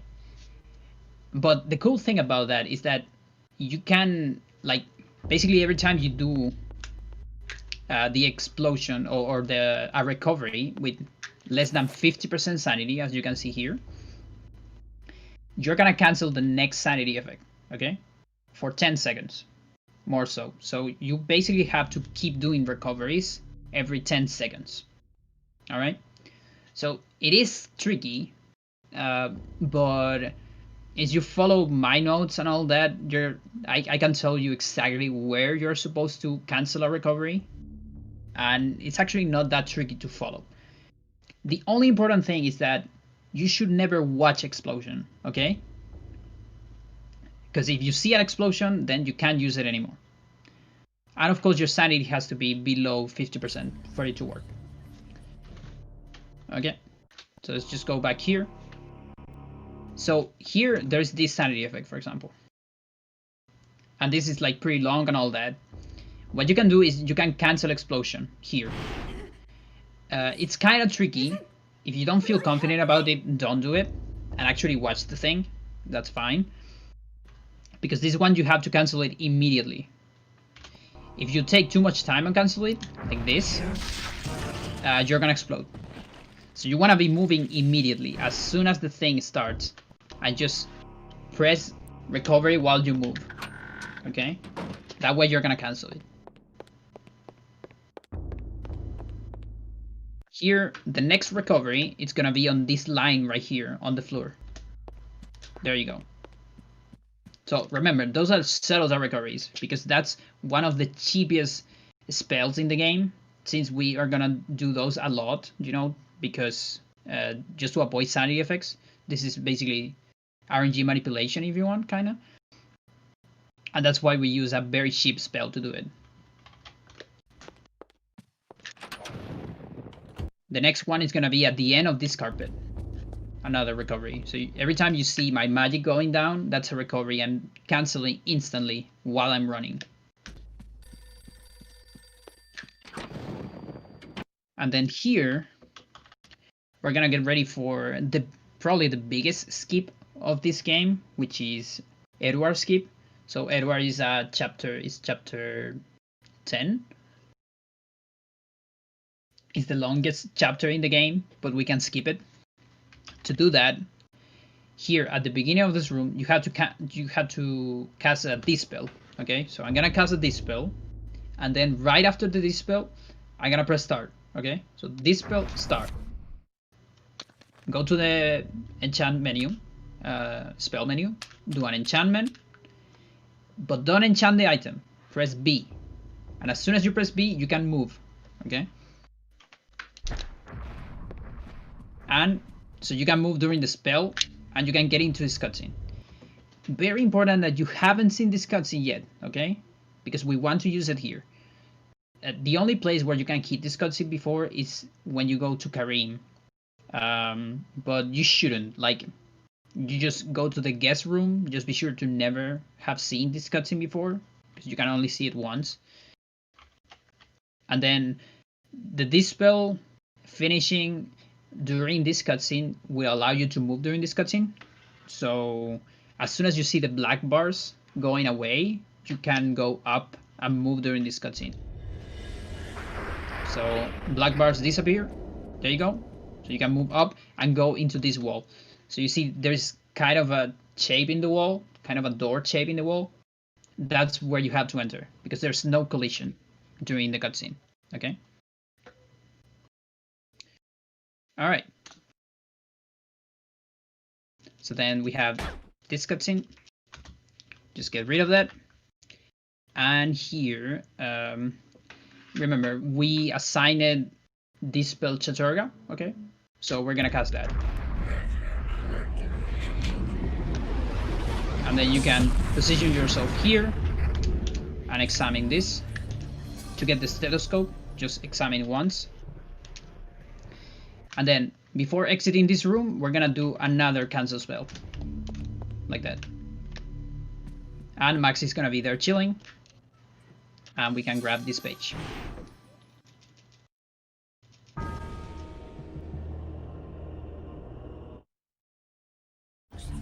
Now, during this pause, before reading this, we're gonna do an assignment. So go to spells, number 9, which is attack. And we're going to assign attack here. Okay, so it's on the left. And then after that, read Paul. In Europe, during the time of the Inquisition.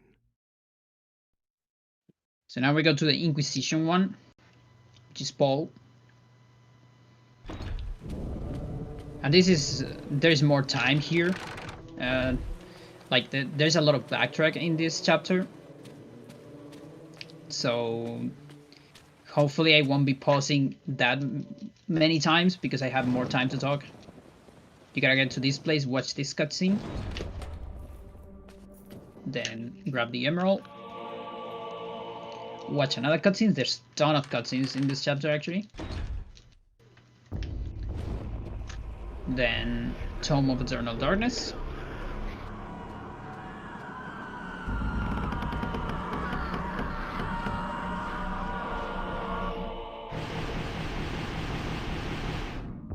Now we have to go talk with the custodian.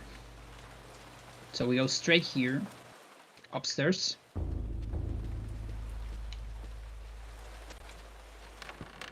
The second floor here. We're gonna see a zombie here. Just waking up. And you can just ignore it. Just don't care about the zombie. And this is the bell tower. So as soon as you get the tome, you have spells. So here, as I walk to the bell tower, you're gonna see this change on camera right here. Okay, it's a very awkward change of camera. Almost reverse your controllers. To avoid that, what you can do is, as soon as you see the camera change, cast a pull. Okay, so pull is spell number 11. So you see the change, you cast a pull, and then examine this thing.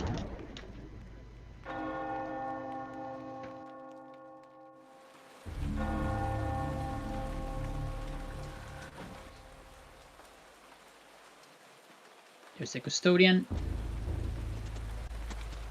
And here you can just walk down by matching B, and you're gonna talk with the custodian. Ah, Brother Luther, not a moment too soon. Then match B, and go here. Remember, the controllers are kinda gonna be reversed as soon as that you get that change in the camera.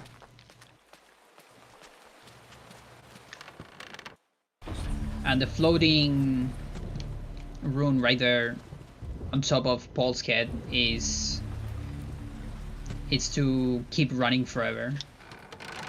I'm gonna go into this side this time.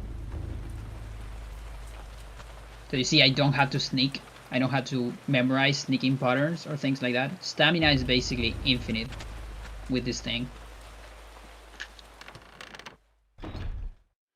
Here, get this key.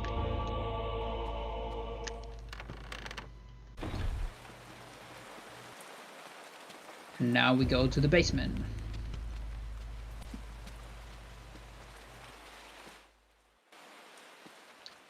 And you need to get this mace. So if you get it from far away like this, you're gonna get a camera ban. But what you can do is you can go farther away into this corner and you're gonna instant snap. Okay? Just do that again. So that way you can save the camera ban.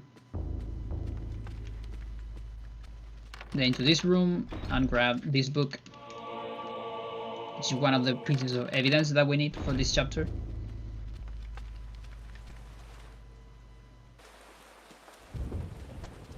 And then to the podium. As soon as you see the camera changing, you can use the podium key. And then after you use the podium key, you can match B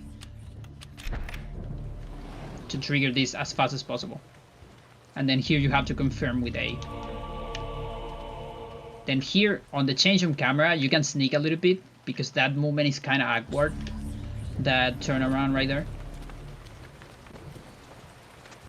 And then on this door, it's closed, okay? So we need to use this key. And on this same pause, you want to equip the mace. So mace and then key.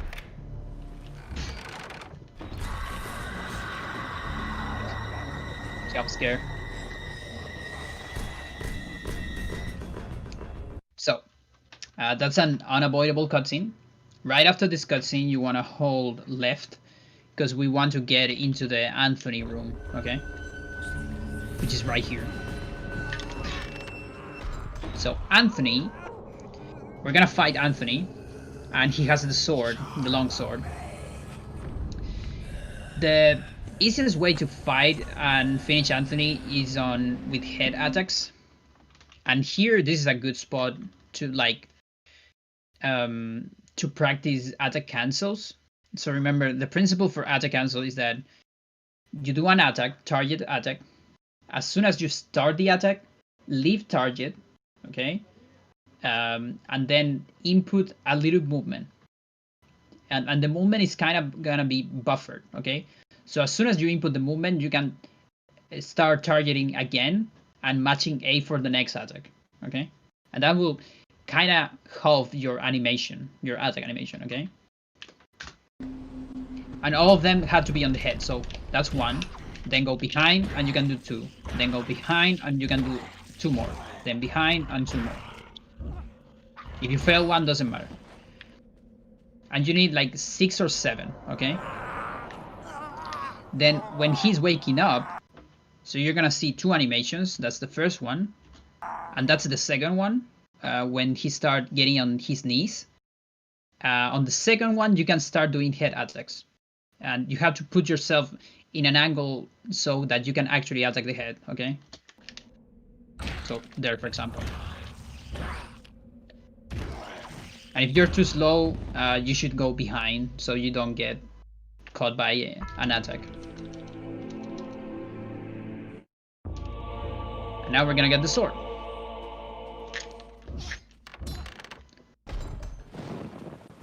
So we got rid of Anthony. Now we gotta go upstairs here. Grab a sheet of music. And then another piece of evidence. Just ignoring the bone teeth. And you see, so Paul is gonna get tired. We are already hearing Paul getting tired, so that's because I actually missed something in this fight. So what you're supposed to do as soon as you finish the first phase, because you have to wait for Anthony, you want to cast a pull here. And then you start second phase. So again, as soon as you knock him down, you can cast the pull. So you will avoid that.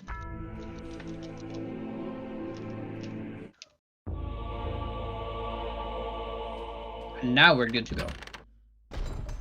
So this way we won't get tired. So we're just gonna repeat this part out a bit. Music sheet. Diary page.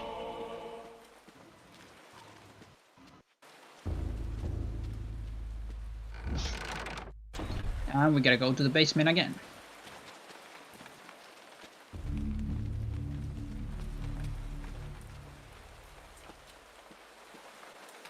This time on the basement, we're gonna go to this new room, but it's filled with trappers. So as soon as you start this room, match your magical attack. Remember, we put it the spell number 9, which is magical attack. So we want to match it here. And from here, as soon as all the 3 runes are active, you can move. But that can be dangerous if the trapper is right in your way, because the trapper can actually explode before the attack lands. So if you're really scared, just wait until the trapper dies, like that, and then go to the second cask. So this is the first cask, and this is the second.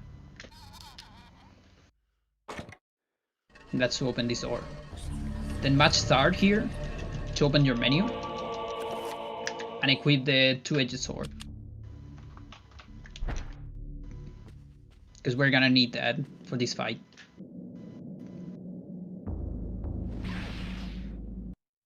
Okay, so remember Karim?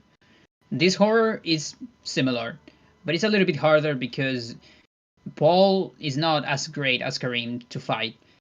So you want to run all the way to the back of the horror and start doing head attacks. And you can land 2 before you get shocked by the horror. And then as soon as you get shocked, you can animation cancel to get another hit, okay? So go behind, 1 attack, 2 attack, get shocked, pause immediately after the shock, unequip and equip sword, and you see the horror started turning around, so now I have to go around it to attack again. And on the last head.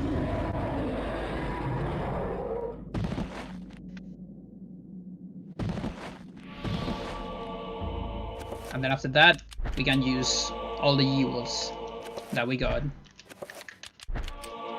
So there's the ruby, and finally the emerald.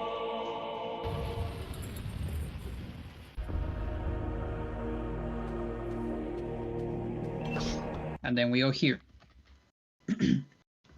There's gonna be 3 zombies here. Just ignore them.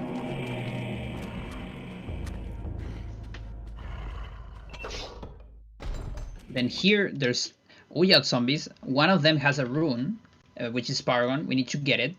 To get it, we're gonna do 1 attack on one of the zombies. And then... But we're just gonna ignore it after that, okay? So just 1 attack. So like that, we're gonna kill it later.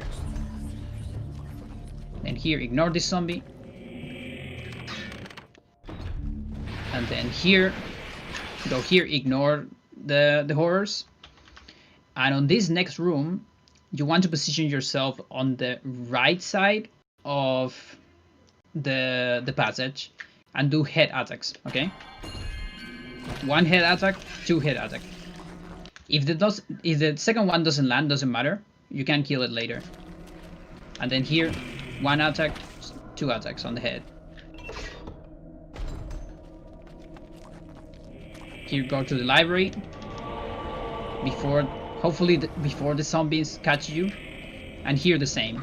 1 attack on the head, 2 attacks on the head. 1, 2.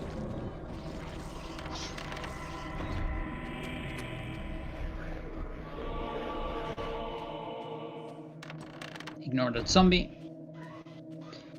And here we're looking for something. We're looking for bleeding walls. Okay, so bleeding walls is a sanity effect that is very good. So there's the zombie. I'm gonna finish it. Basically, it's a very good sanity effect. Finish this zombie right here. That prevents other sanity effects from happening. Okay, and it lasts like 3 minutes. So it's very, very good. Now, chances are that you didn't see a single bleeding wall, okay? And if you wanna know how it looks, it's basically just blood dripping from the walls, okay? So you have to pay attention to walls during all these corridors. If you don't see any, then you have to do something on this room. What you have to do is you have to waste all your magic using recoveries until you get a no magic message like this, okay? So it's very important that you do that with a recovery. So the last spell right here was a recovery. So remember, there's this whole thing about manipulating sanity effects. And if you do it with a recovery, this is basically about 3 minutes without sanity effects, okay? You only need it if you don't see the bleeding walls, okay? Because if you see the bleeding walls, then you won't have another sanity effect for a while. Okay, I didn't saw any, and that's why I did it right here. And then here, finish this zombie, and you're gonna get the rune. And here we're gonna be killing all these zombies. There you go. And it's important to finish them on your way back, because this way we can save some stamina, because we still don't have a magical pool.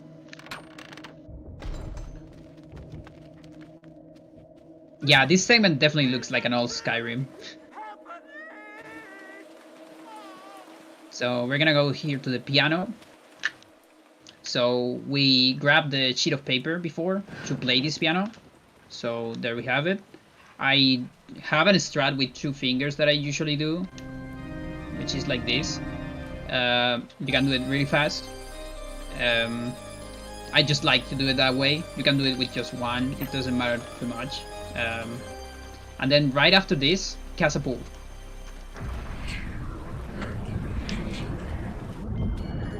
And we're not gonna grab that thing just yet. Instead, we have to go to the custodian first.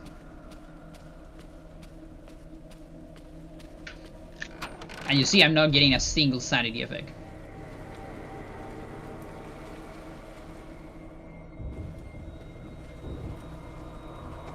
We're gonna go here. There's a lot of backtrack here on this episode.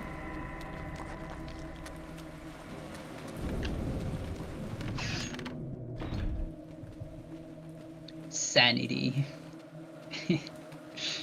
And here, remember, your controllers are reversed as soon as the camera changes. You're gonna get this thing if you got all the evidence, the pieces of evidence, and the book. If you miss a single one, you won't get this thing, and you have to go get that thing, and that's pretty much, you know, like, it's a big time loss. So be sure to, you know, to don't forget it. And then after this, right after you cancel this, pause the game and use the meditation rod.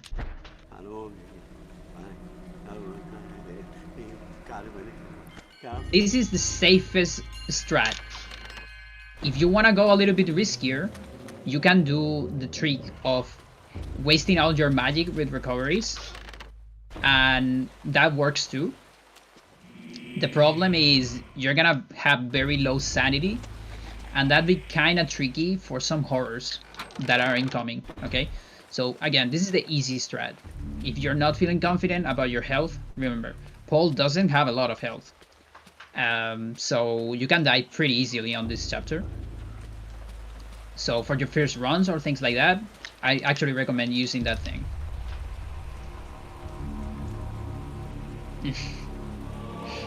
Okay, so we're gonna get the silver power. This is an automatic pause for tutorial. You gotta press B twice to get rid of it. 1, 2. And then now we have more power to do spells. So you see we can do what I call 5 spells with 5 runes, which is basically just 3 spells, but with paragons, because paragon amplifies the magic of the spells. We need 2 of them. Okay, we only need to make 2 of them. So we're gonna go here. The first rune you choose can be any one, any rune, it doesn't matter. And then you choose the first one, the circle one. Go all the way here, 2 paragons, and this kind of H1, which is Santac, and that's shield. Then we're gonna do another one. So this time 2 paragons, because we are ready on this part. And then this one, and this one, the pie one. And this is this spell. And those are the only ones that we need on 5. Then we're gonna go to spells and assign the 5 dispel on Celota. And we're gonna assign it just in the same place as the other dispel. So left, right there. Okay. Then unpause and cast a magic pool.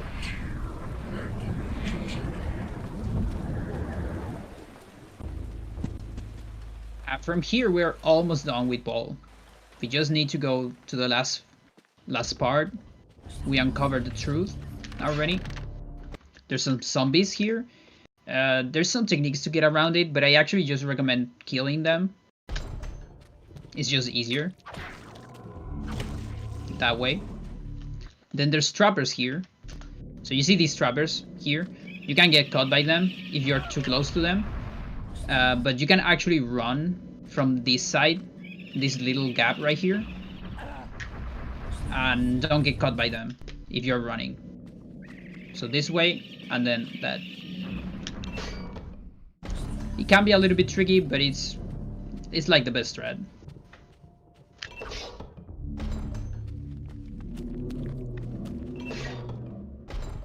So we're gonna keep going here. And here is kind of a tricky part, so we need to get to this place and use the dagger there, okay? But you see there's these horrors in the way, and there's also a bone thief and all that. It's kind of a cluster, like an entire thing here. And so what you can do if you want to go really safe, you can run around it. So I'm gonna show it from this side, for example, but you're probably gonna get caught by at least 1 shock, and then use the sacrificial dagger. Or you can run around the other horror this way. You're also gonna get caught a lot. And the riskiest one, but usually the more consistent, is just go between them. So straight to this thing. And then as soon as you get damage, you can use the dagger. Now that one's kind of scary because now you see I'm on low health because I received some damage. Now, the good thing is we have a pool, so we're actually recovering health. And we also have some sanity, and that's why you probably want to stick with some sanity, at least on your first runs, because of how bad this thing can go. Okay? Then, as soon as you enter here, you want to do a dispel.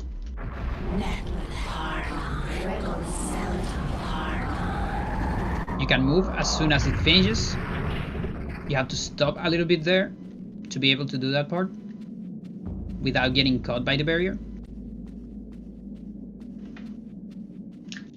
And then here, so about this thing, you need to examine this thing, and then it's gonna say detail. So normally what you think is, I need to read this entire thing, right? And then return, and then trigger the cutscene. But you can actually examine this and just circle your control stick, and that will get you to the cutscene immediately, okay? I think this is the only instance of that in the game. So you examine this thing once, and then just start moving your control stick. You are a clever man. And then here, there's gonna be a couple of bounties waiting for you. So those nasty creatures right there. There's several strats to go past them. I'm gonna show you the fastest one, which is basically just go aggro against them. So as soon as the cutscene finishes, you want to hold up and left, okay? Just hold up and left until you reach one of the bounties and do head attacks. So head attack, there you go. And then you can go past the other one. And you see, they make this attack, this is the burrow attack. They jump on you and start trying to get inside you. But that can be cancelled if you, when you run to them, you are close to this wall. So basically the left wall, okay? So it looks tricky, but it's not that tricky, okay? So hold up left, get close to this wall, so it cancels the attack and then head attacks, okay?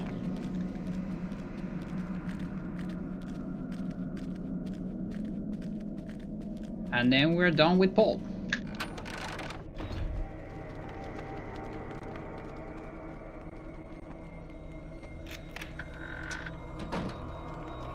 One second, here. So we're gonna get here. We just need to get to like the last room of Paul. This is gonna be down here.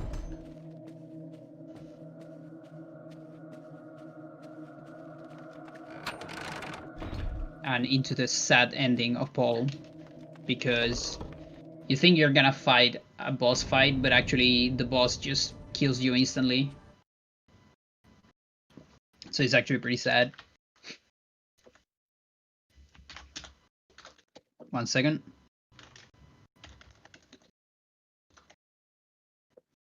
Okay. So the next Alex segment, this time we're gonna go to Roberto. So just as the last time, you want to start this thing doing a recovery and moving immediately, okay? Like very fast. So after the note, do a recovery, cancel it immediately, okay?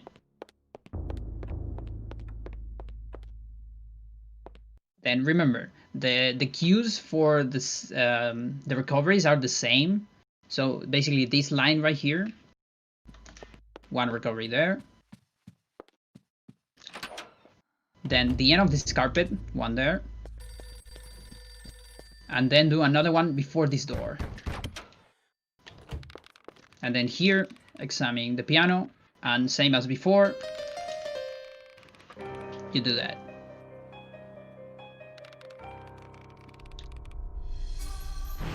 And this is Roberto's page.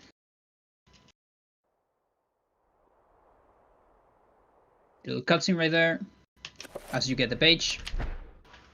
Let's go for Roberto. Chapter 7. Much has been written about the exploits of conquerors.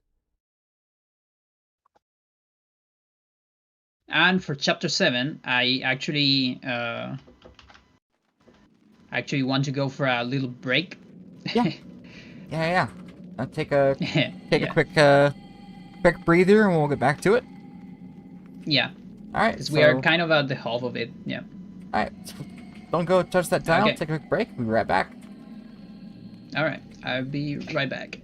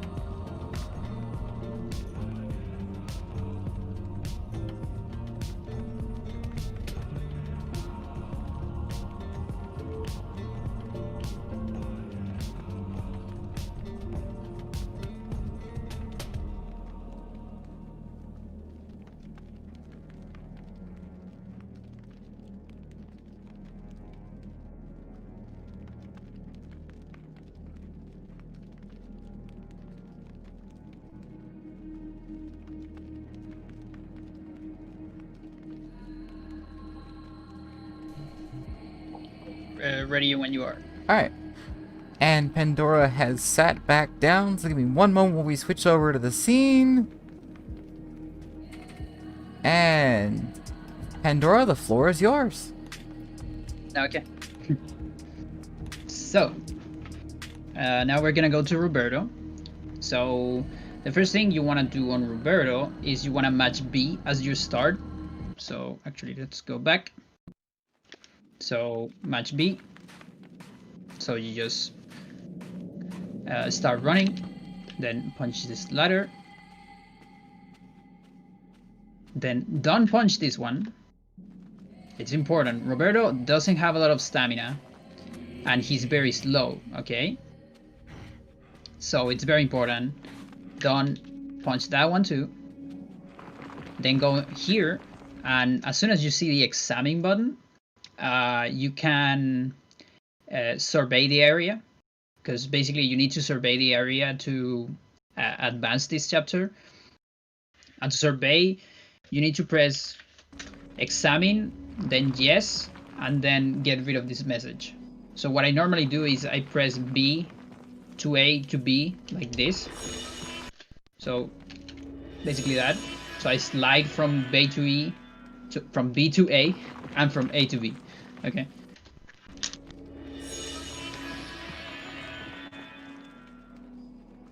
Yeah, this game definitely has that thing that it has some unsettling parts, because it's not jump scare after jump scare. It's more about like ambience, I guess. So here we're gonna use that lever, then activate the next one. Be sure to don't get grabbed by any zombies here. Sometimes it can happen. You can like try to lure attacks first and then go behind them. It makes it a little bit easier. So you see this one is almost about to grab me. Then don't punch this ladder and go into this spot to do another survey. So this is the second one. Be sure to don't forget a single one, because otherwise you cannot progress.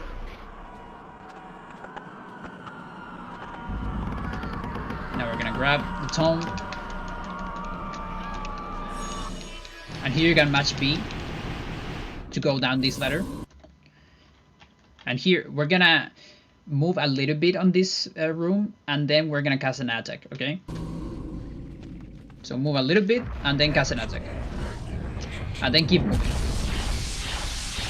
And that's to get rid of those trappers that are on the way. And we move a little bit because that way we save a little bit of stamina. Roberto doesn't have a whole lot of magic. He actually has very low magic. And we need to cast a lot of spells on this chapter. So we cannot afford to just, you know, have like we cannot afford a pool, basically, to have infinite stamina. Then before the next room, right before you enter it, you want to cancel a recovery. So you're gonna see my magic going down a little bit. A recovery there. Then go this way. And enter this room. Don't do a recovery right there, okay? On this last one. Because you just have enough time. You just have to do one every 10 seconds.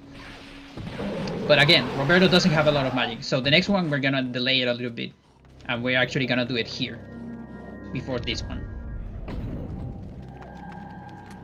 And here comes kind of a complicated glitch, okay? So, follow me on this. We want to get to this matcher, okay? But if you get like this, you're just gonna die, okay? Just die instantly. So normally what would you do is you would put a zombie there, but that's way too slow and way too boring, okay? So to do this, what we're gonna do is we're gonna summon a trapper. So you summon a trapper, remember we have it on Y, okay? Summon a trapper and pause the game immediately, okay?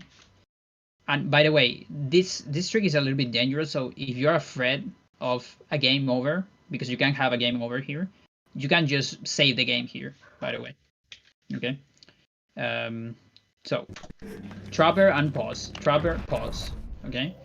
Then go here to the spell menu, cast spell number 1 until the last page here, and press B on this page, okay? So as soon as you press B, you're gonna be able to move with this spell like this, okay? But if you just keep going like this, you're gonna get this thing and everything's gonna be wrong after this. You see my stats are kind of like very bad. I have 0 health right now. So to avoid this, you want to do a no magic message. And you can do that with Y2. Okay, so I'm gonna press B on this one. And then do a no magic message here. Close to this matcher, but not getting into it just yet. Okay? Then wait until the spell completes, like this. So as soon as it completes, or as you see the camera change, you can get rid of this message and press pause to recover movement, because right now Roberto cannot move. Okay, so B, pause, and then after this Roberto will be able to move. And then after this you have to wait for a visual cue. So the visual cue is when the trapper is looking at the middle here. Sorry for the noise. When it turns the head around, you want to enter the smasher, okay? So it turns the head, you enter. Okay? So this way you can enter the smasher, but you won't die, okay? Then you have to get rid of this tutorial and all that and release the trapper.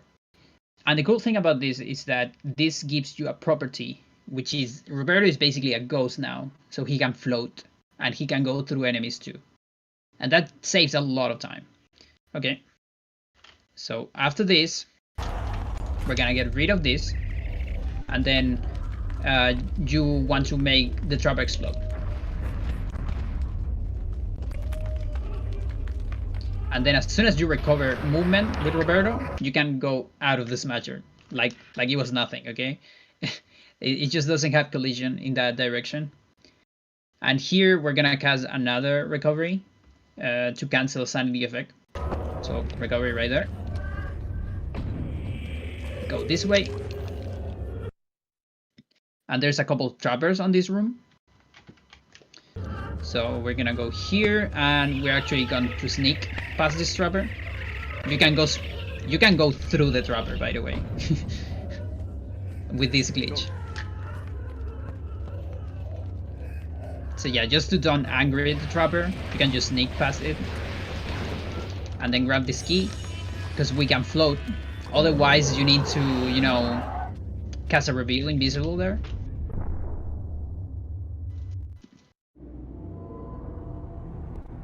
And then you're gonna see that sanity effect. It's fixed right there, and we actually want that sanity effect to avoid other sanity effects. Then here, sneak again to avoid the trappers until you're far away and you're good. Then go into this one, and there's another survey here. So it's right there. After this survey, escape immediately, otherwise you're gonna get caught by these guys.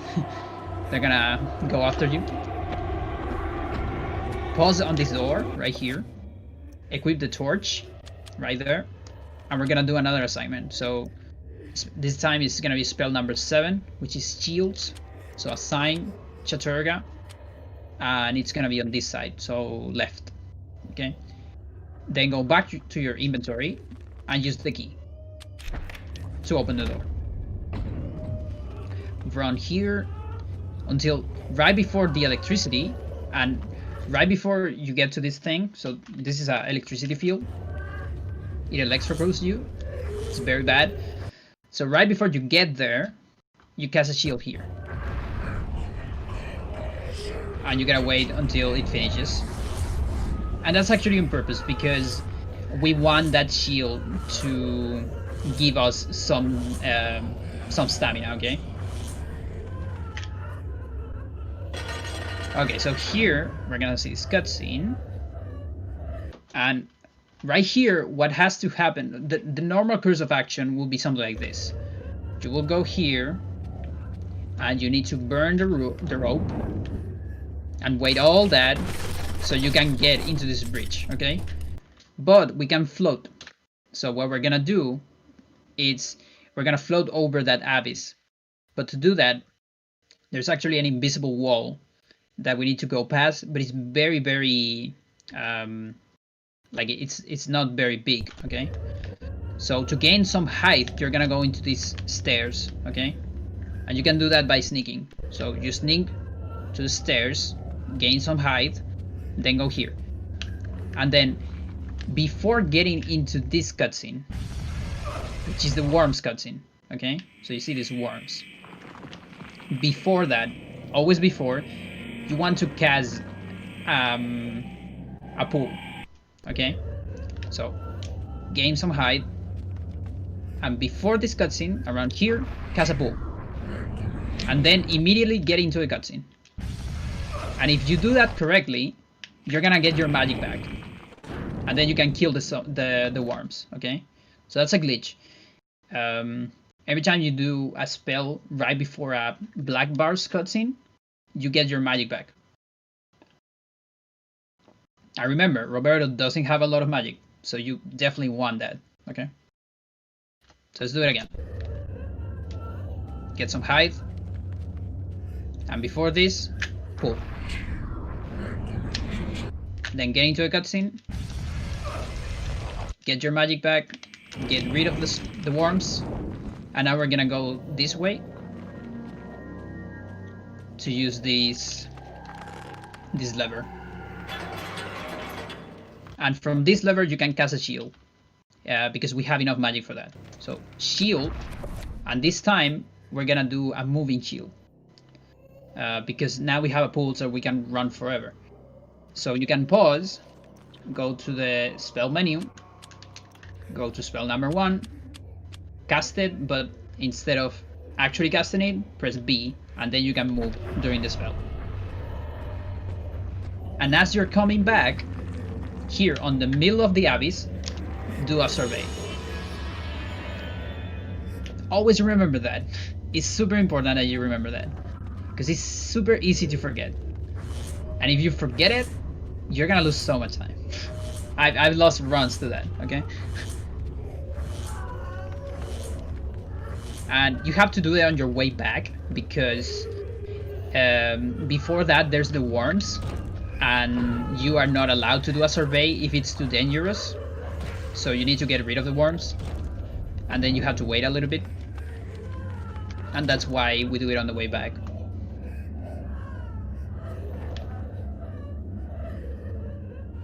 Okay, so here there's gonna be a trapper summoned by this Reaper. You can avoid this trapper pretty consistently if you walk close to the left wall. So close to this wall, and you actually want to get a little bit close to the trapper at the end so it explodes. If it doesn't explode, doesn't matter, but you're gonna need to sneak later if you don't make it explode. Then there's this cutscene. Right after the artifact that you get there's the last survey, and then after the last survey you're gonna get this message. If you don't get this message here, you're done, okay? Your run is probably done because you missed one of them and you need to go back, okay? So always check for that last message. And now we're gonna go back here. So remember, you can just go through enemies like that. Okay, at the end of this room, we're gonna cancel Cellular Recovery, okay? To avoid sanity effects. So right there, and then at the beginning of this room, cast a pool. Then go here, and if you wanna be extremely safe for the rest of the chapter, you can get a no magic message here with a recovery, okay? So that's a Cellular Recovery. Just waste all your magic. You can just keep running and matching the Cellular Recovery until it depletes your magic at this point. And this will make you safe from sanity effects for the rest of the chapter. Then here you can float over this wall right there. Because of zombie hover, which is the thing we activate on the smatcher. And we're good to go. There's a ladder there. Another here.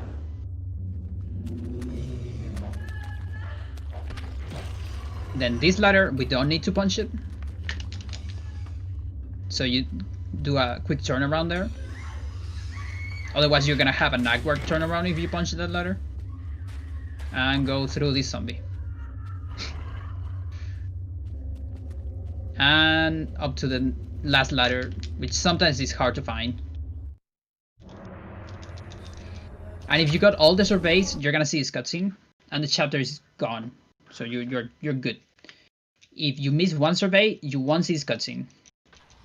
Okay, and you will need to go do that survey. Okay.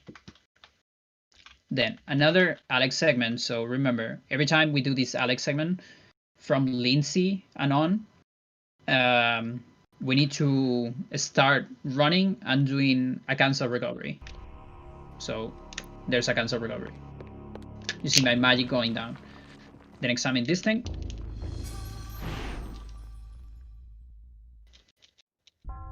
Little cutscene that you can skip. And now we're gonna read Peter, which is probably the hardest chapter, I would say, on this route at least. The war to end all wars redefined how Probably mankind... one of the most technicals too. So hold up as you start.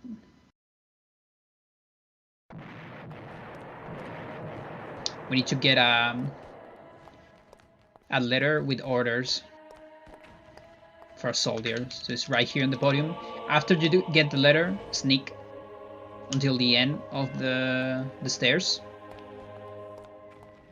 And then just go down.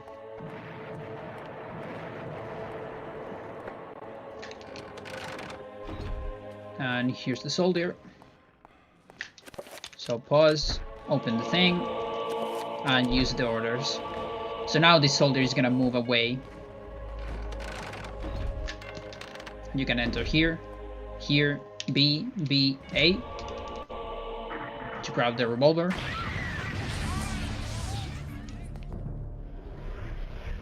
And we're gonna get the tome.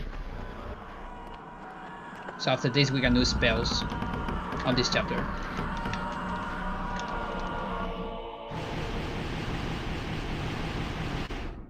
So enter the door, and here comes a tricky part. So if you play the game normally, you're gonna go this way and open this door. Okay, so you open this door and you see this cutscene where the bone thieves attacks the nurse.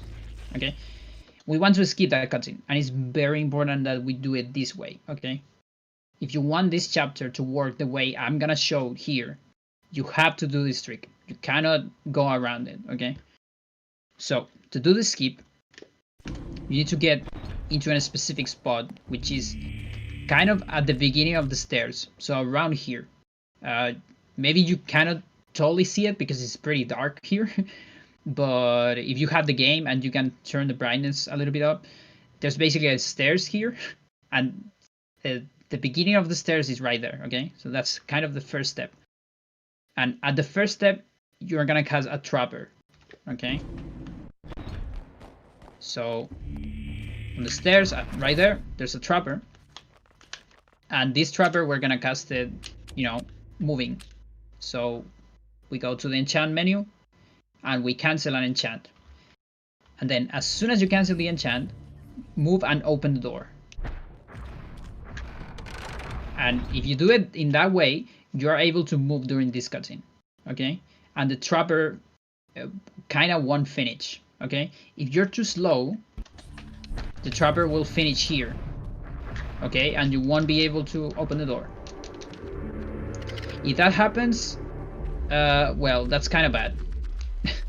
Okay, you can cancel the trapper and keep going, and I think it works fine. But you really want to get this one. Okay, so go to the steps, trapper, with a recovery, with a cancel enchant. I'm sorry. So you can move, and then enter the door, and then as soon as you get here, you can move. So what you can do is you can just hold up, and as soon as the camera changes, you're gonna see where you are, and then walk by this side to avoid a bone thief, an enemy, Then here on the stairs, you want to start sneaking on the stairs down. And right before the loading zone, you want to do a cancel recovery. So we're going to sneak here and a cancel recovery before the loading zone.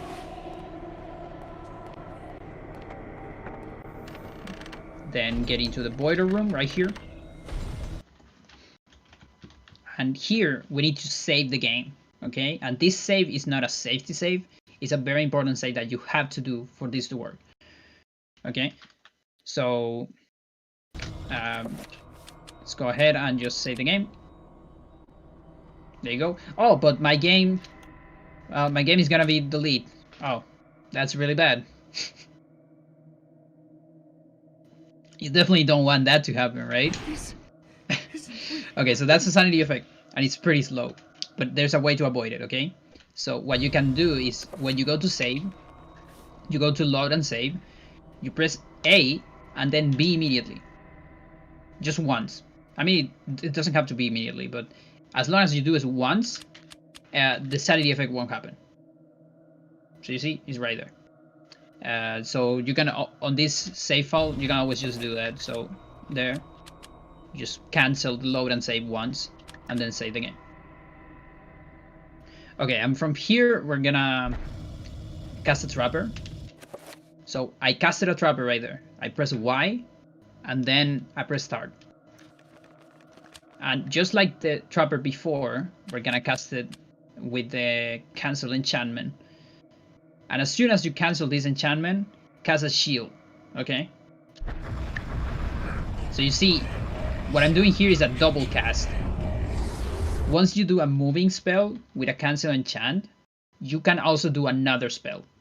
And as soon as you don't move, you are gonna finish both spells, okay? So I'm doing a shield and a trapper.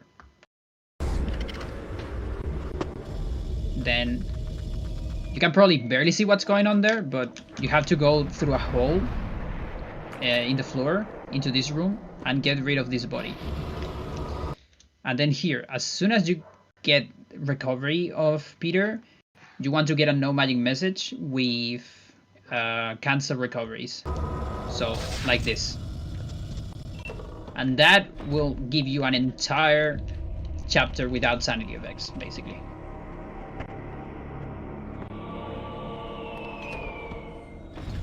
And now on your way back, turn this wheel.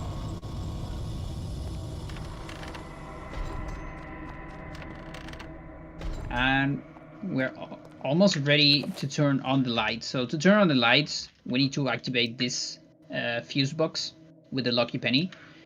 Before we do that, since we need to pause to use it, we're gonna make spells. And these are the 7 spells. This is the longest assignment you're gonna see on the run. So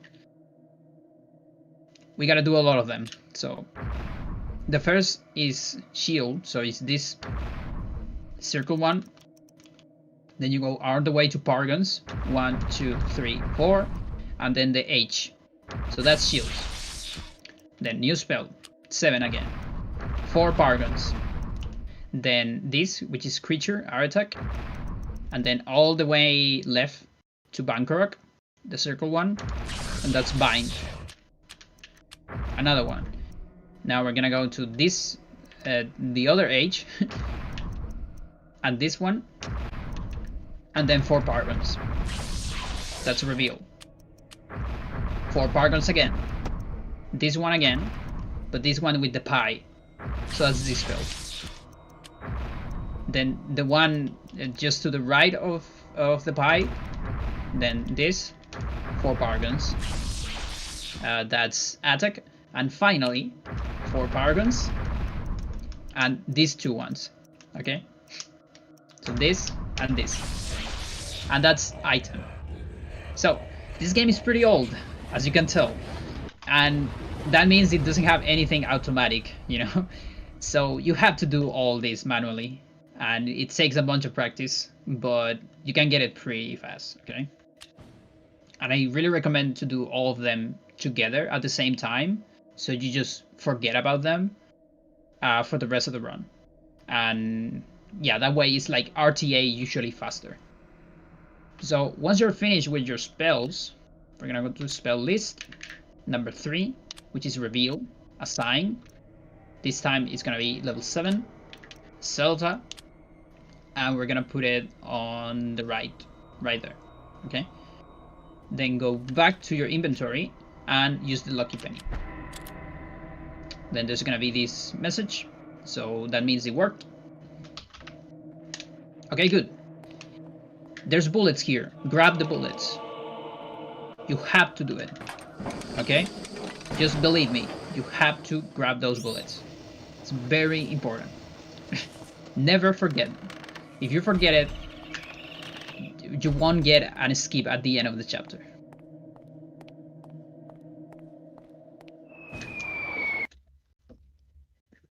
Oof, that was a lot. I told you this chapter was technical. Okay. So, as soon as you get to this room, you're gonna cast a Reveal Invisible, level 7, okay? And we're gonna do a moving Reveal Invisible. Say so. There it is. You pause, you go here, try to do a recovery, but cancel the recovery, and then just move. You're gonna see this little cutscene right here. And then after the cutscene, the idea here is to solve the piano puzzle. Okay, so there's the organ right there. And there's some interesting, important thing that I want you to note here. So I'm gonna move the camera a little bit. So there is an enemy here. That is a bone thief right here. It's a nasty creature. We don't want that bone thief to look at us. So to avoid that, you have to get away from this spot, from this side of the wall, of this little wall right here. You want to stay away from that, because if you're too close to it, the bone thief will look at you. Sometimes. There you go. So if you're running and too close, the bone thief notices me, and it's gonna start chasing me, okay? So then when I'm here, this is gonna be a problem. And it's gonna body block me, it's gonna be a big problem. So you want to stay away from this wall, this little wall right here, while you run. So run close to this wall on the right instead. So that way the bone thief will just ignore you.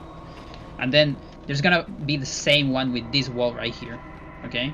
For this other bone thief. Just keep that in mind, so the bone thieves don't annoy you, basically. So grab this thing. We're gonna do this puzzle again.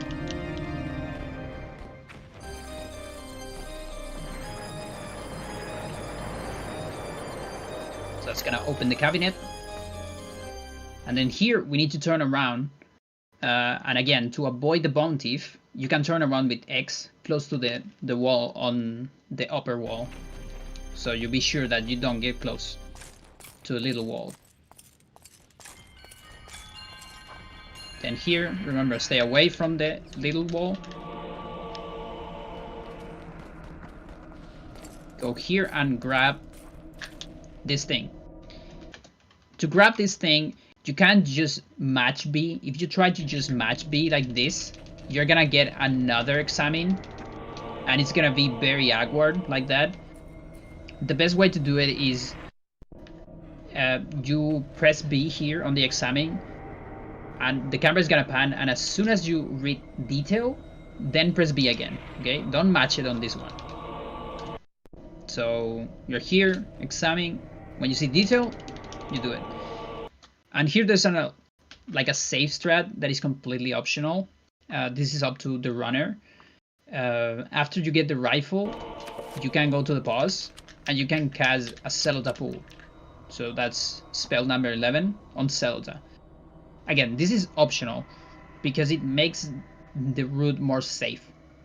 That's why I didn't assign it, because usually I assign all the spells I do. So we're gonna just do it. And it helps with stamina too, because we're kind of low stamina there. So if you don't cast it, you need to sneak just a tiny bit. Then here, equip the rifle and use the door handle. Once you have the rifle, you don't want to attack doors, okay?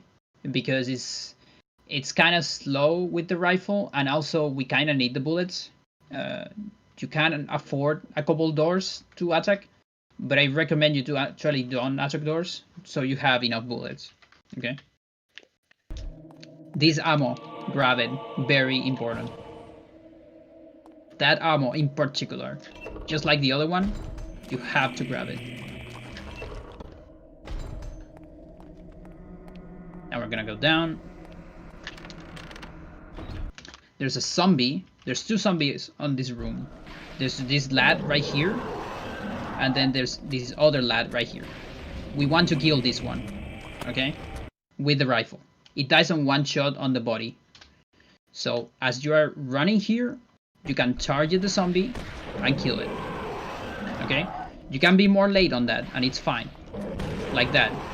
That still counts as a kill, okay? You have to kill it. It's very important. Then go here.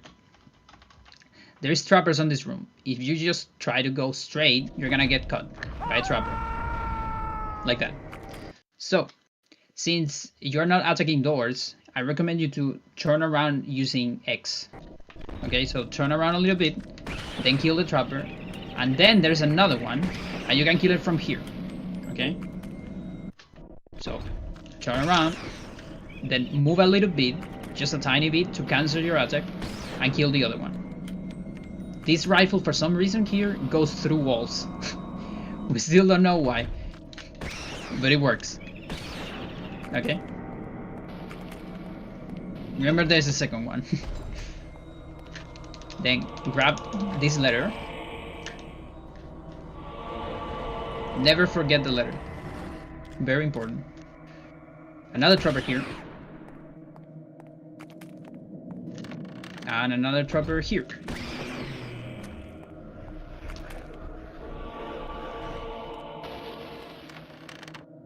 And we are almost good to go.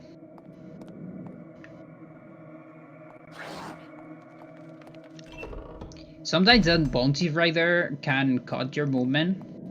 And if that happens, you can either like leave the room and re-enter again.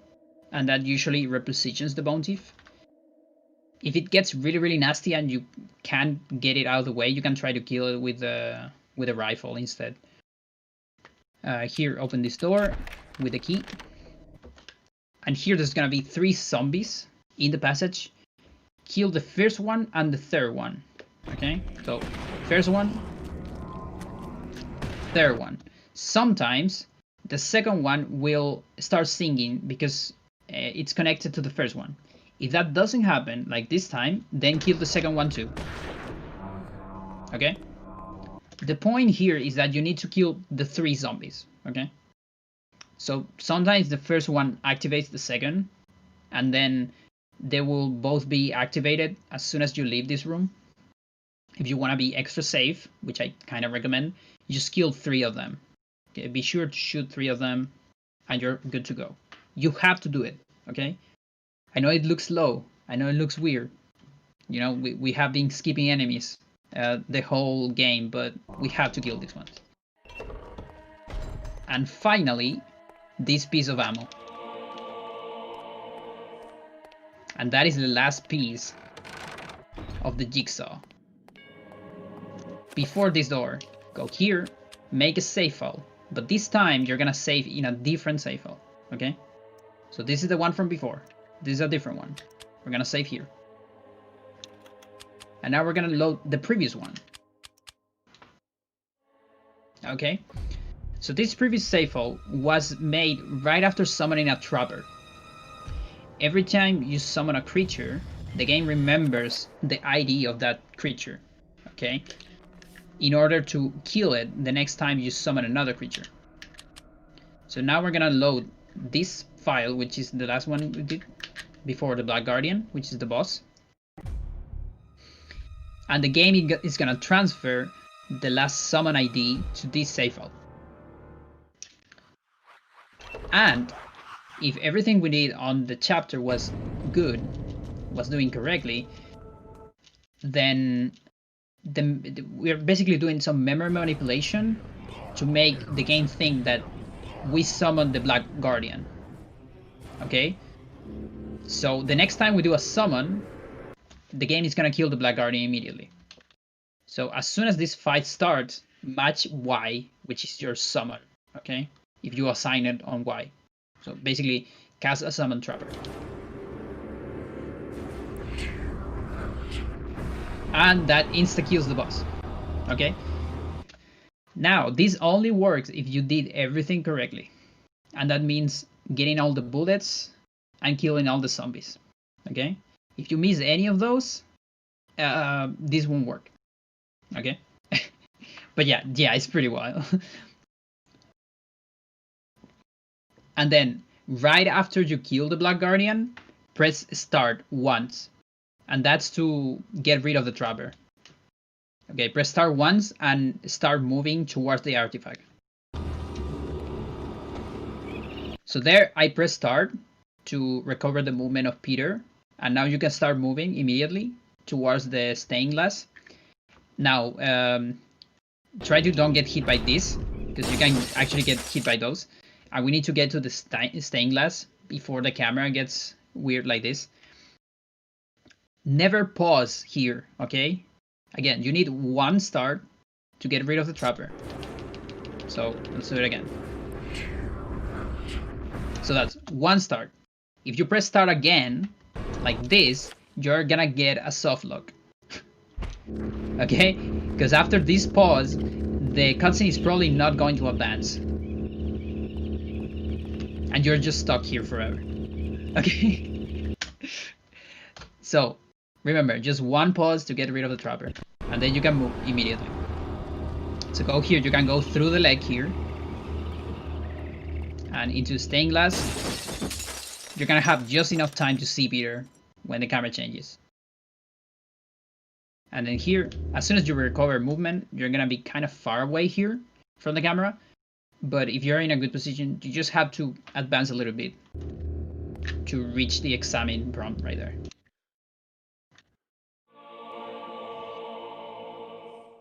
And that's Peter. Again, probably the most technical chapter and like the hardest to learn properly. But this saves like a ton of time from the other route. Like the old route without insta-killing the thing. Alright, so this is the next Alex segment. You're gonna get the Lucky Penny here. After this, remember, cancel your typical cancel recovery as you move, like that.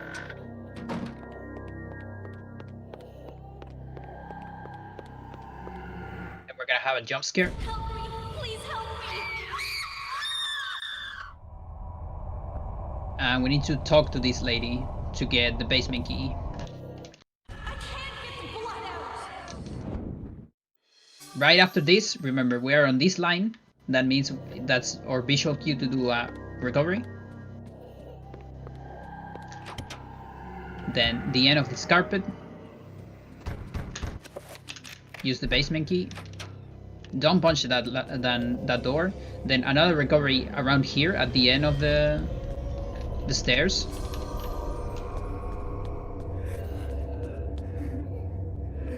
And here we need to solve the stethoscope. So as soon as you start the stethoscope, you have to start going right, so this way, until you hit 60.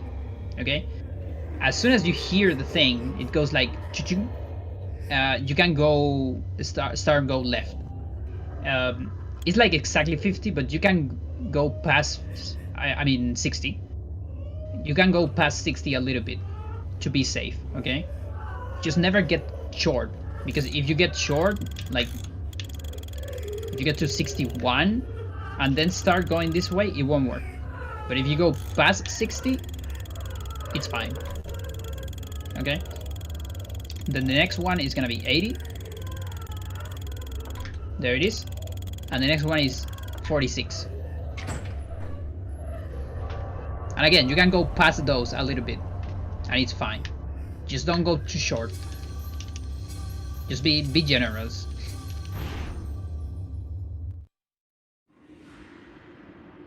And that's Edward's skip, by the way. Remember Edward? Chapter 10? We're not gonna play it because we just got the page for chapter 11. So right after this cutscene, we're gonna cast another recovery. Open this thing and use your lucky penny. Super important. Otherwise you're gonna get a crash at the end of the game. So use the penny, get rid of this message, and pause. Don't trip the breaker, it's not necessary. Just to use the penny, that's the only important part. And on this pause, assignments, we're gonna assign a pool. This time it's gonna be an old yacht, up, right there. And then this spell, which is bind to confuse creatures, assign Celta over your shields. So on left. Once that is done, you can read the page. Wherever disaster and death lurk, there is like... So this is Michael, another chapter where you start matching B, because there's messages at the beginning. So there you go. Then start running here. Ignore the guns. You can actually grab the guns if you want. It adds like 10 seconds to the run. So it's not that much, but it makes it a little bit more safe. So in here, we're gonna get into this ladder. Don't punch it. Grab this thing as you sneak. Then don't punch it again. Very important. If you punch it, your movement on this room will be kind of awkward and you're most likely gonna hit that trapper. Okay? Because your turnaround won't be fast. Now the next ladder right here, this one you want to punch it. So you can get good movement here. Go here, grab this thing. If you go a little bit farther, you can avoid this camera pan. But this camera pan actually doesn't lose almost any time. But if you do it fast, you won't get body blocked by that zombie. It's just little optimizations. If you do get body blocked, you can just go around it. It's not a big deal.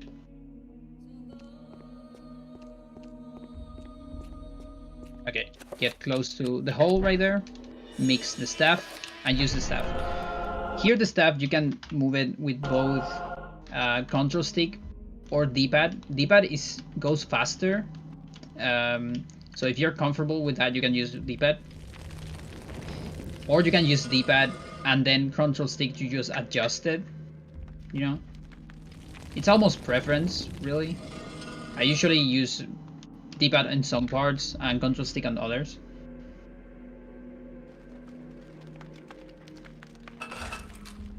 Then we gotta get to that ladder so you can sneak to turn around and get here.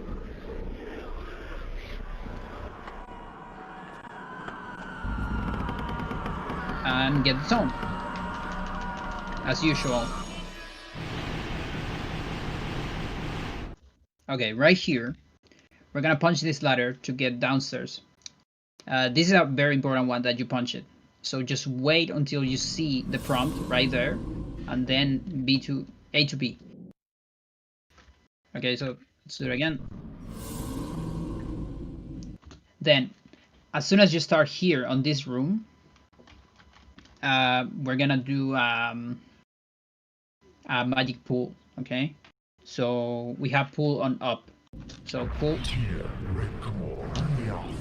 and then there's this trapper right here, the red trapper right here. This trapper can be in a different spot and you have to react to it. Basically, it can be a little bit scary. Sometimes what I do is I cast my pull and then, okay, cancel it. Let's finish it. Then sometimes I stop here to see if the trapper is close, to wait for the camera to move a little bit, and then keep going because it can be kind of scary. And then before almost every ladder, we're gonna be doing a cancel recovery. So before this ladder, cancel recovery. Remember, that's to avoid sanity effects. Then before this one, cancel another one. Then on this room, we're gonna do a reveal invisible that we have from Peter. so it should be on your right. So cast reveal, pause, go to your enchantment, and cancel your enchantment, so you can move during the spell.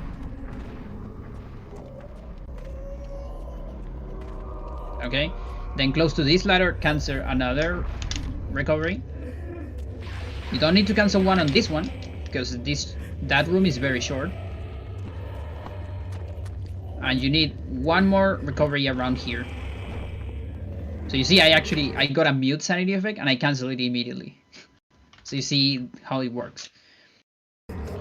Then on this room, there is a lot of trappers in the floor.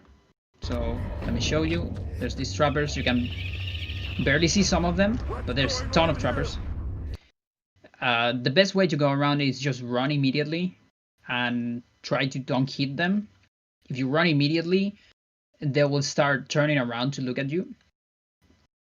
But if you're not confident with that, you can grab the weapons at the beginning of the chapter and just kill all of them if you want.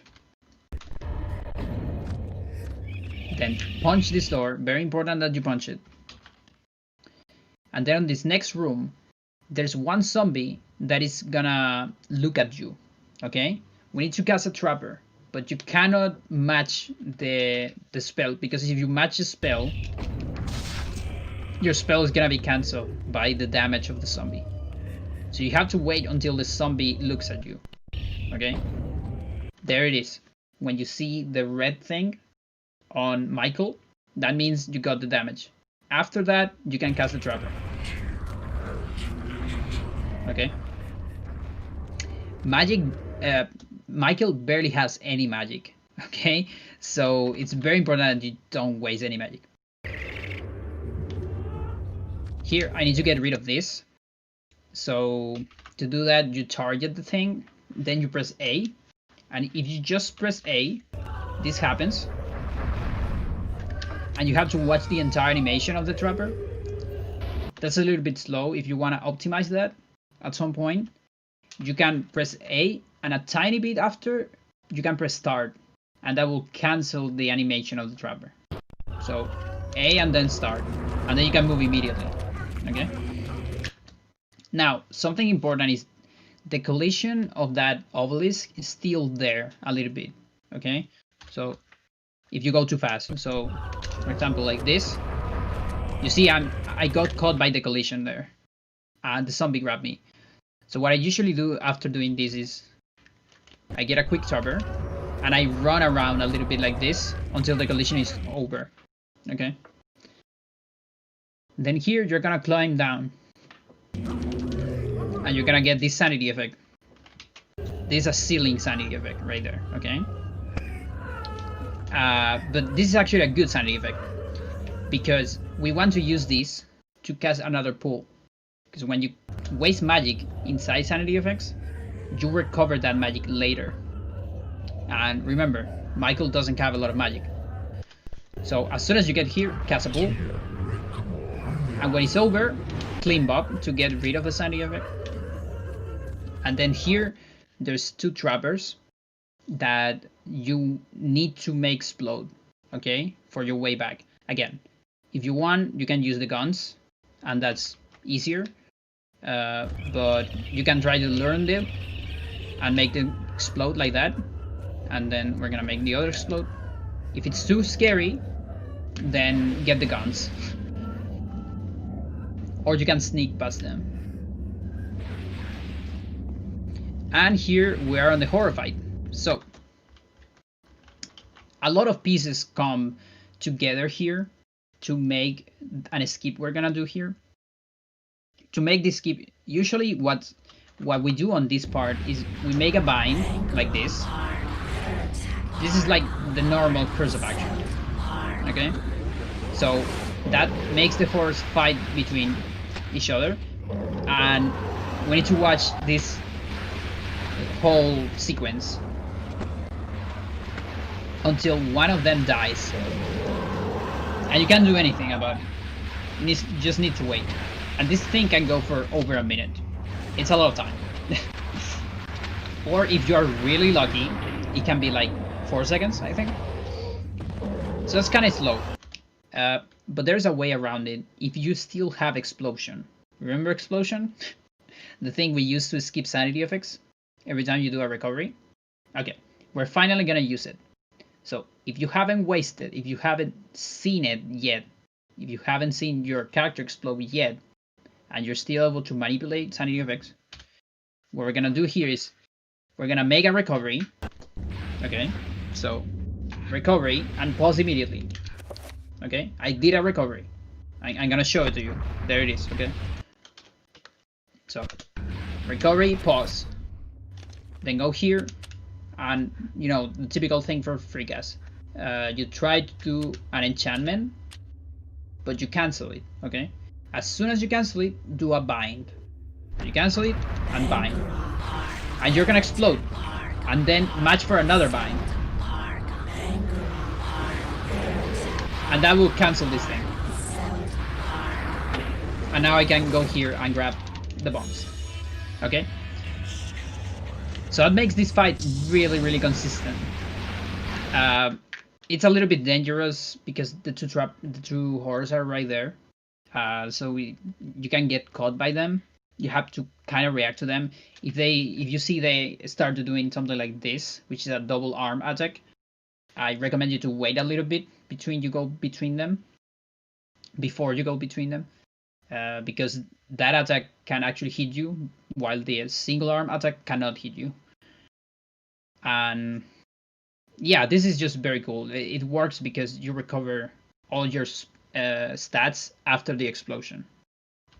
So let's do it again, just very quickly. So recovery, pause, cancel, enchant, and then match bind, which is the other one you have assigned, and then match bind again.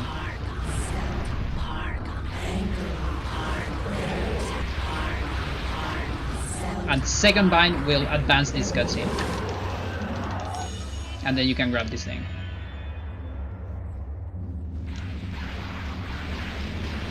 And then go back. And now we wasted explosion, so we don't have explosion anymore. We can't use it anymore for manipulations, okay? Because you only get one explosion per playthrough. Go here, grab this thing.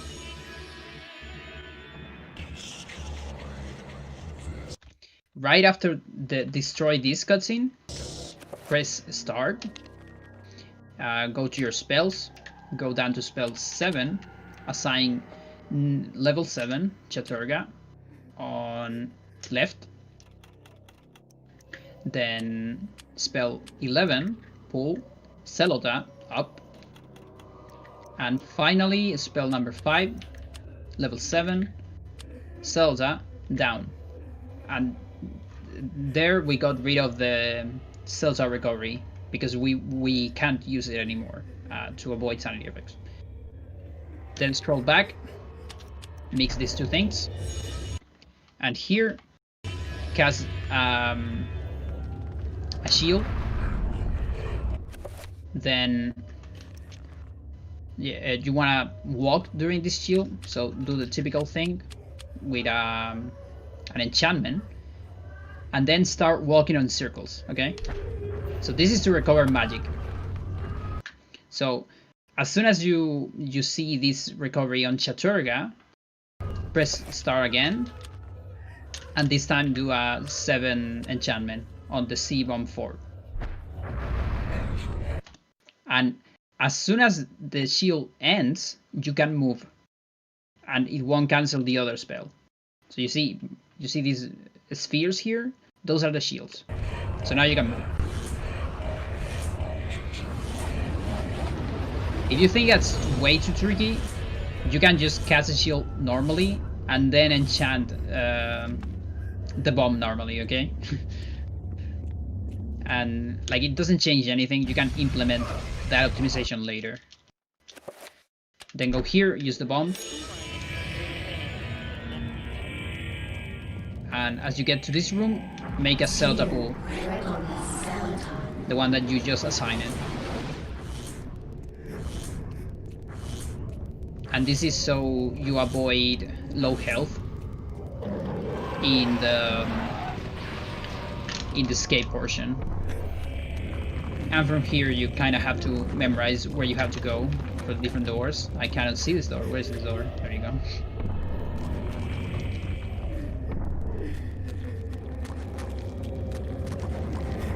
And yeah, this saves you from damage, because enemies do sanity damage as soon as you have at least 1 sanity.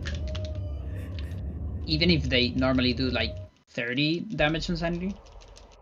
But if you have 0 sanity, they're gonna give half of that to your health.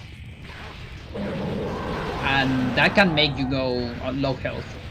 And you're gonna start like flinching, and it's gonna be pretty bad. You're gonna start going slow.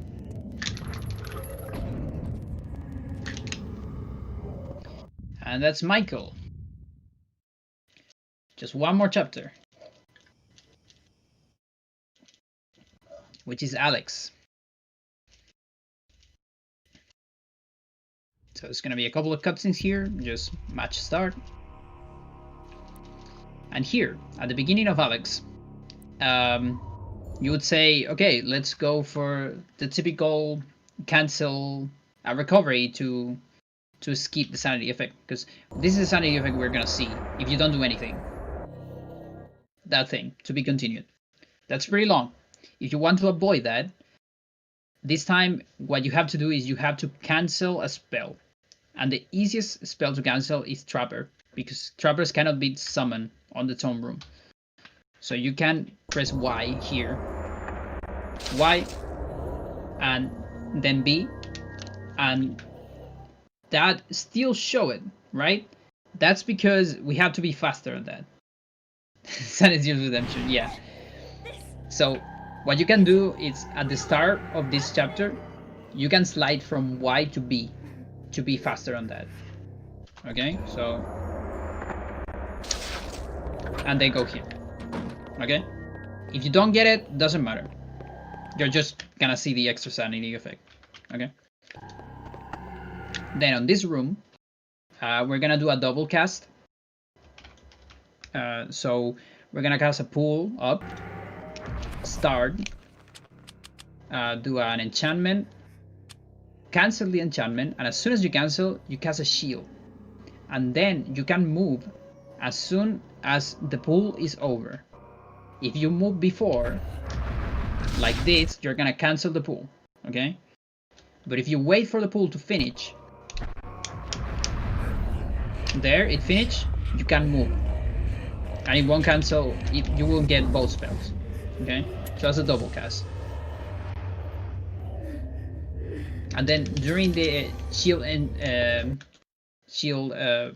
this casting, you can get the mantra card, which is very important for later. Okay, so here we cannot avoid sanity effects anymore. Okay, we're gonna get a sanity effect no matter what, because we don't have explosion. Let's see if we get one here. Let's see, is this a sanity effect? No, I guess not. But the thing is, there's still a way to get around that. And that's with cancel spells, like we did on Lindsay. So what you can do, if you wasted your magic here, you won't have enough magic for another shield. So basically you can cancel a shield here. So you cancel the shield and then match B to get rid of the message and open the door, okay? You have to match B, otherwise it won't work. So cancel shield. And then we're gonna do the same with the other doors. And to do that, we need low magic. So right here, as soon as you get the paper parcel, this thing, cancel a dispel. So basically to waste some magic. So down, cancel this spell. There you go. And now I have low magic, so I can do this again. And this again on the other door. Okay. Now we're gonna adjust the mirror. So there's one there, then this one here, and then this one here. You want to almost complete this one, okay? So you're gonna just go down, just like that. Sometimes you actually can complete this one, just going down. So what I do is I don't go fully down, I go like pretty close to it, but don't finish it, okay? Not just yet. Then return, so B, cast a trapper, pause, do the typical thing with enchantment, cancel the enchantment, and after that, finish the puzzle before the trapper finishes. It's very important. If you think you are not able to pull this trick, I recommend just don't go for it and just walk into the basement normally, because you really have to get it on time, and that's why I almost finished the puzzle, so I can get it on time. So, there it is. After that, hold down, and you're gonna be teleported here to the basement. And that saves a lot of time.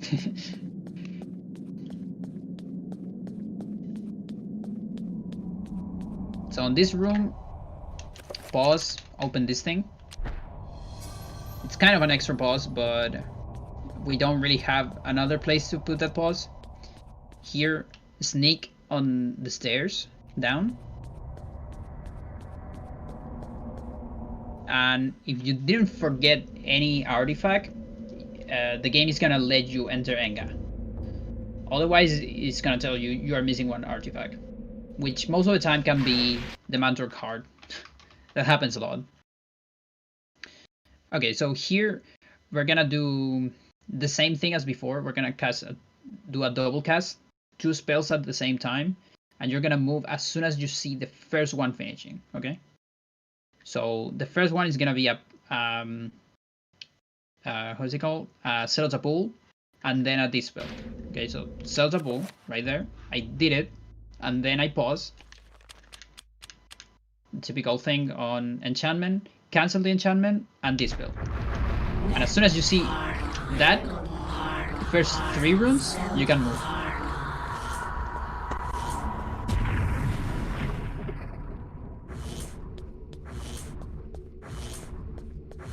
And this is why we casted shields before, because of this nasty electrical fluor. So go to the pedestal, put an artifact. The other one, same. Then we need to repair the other one. So get the fragments. Go here. You have to be in front of it to use it. And then you have to repair it. Any level of repair works. So you just want to do level 3. There is a glitch here. If you did everything as I did, your cursor on the spell menu, it's gonna be on 7, okay? At the beginning of this chapter, and towards a lot of the parts of the chapter until this point, more or less. So you can't just match this thing to get a 3 enchantment, so you have to go here to the 3 enchantment.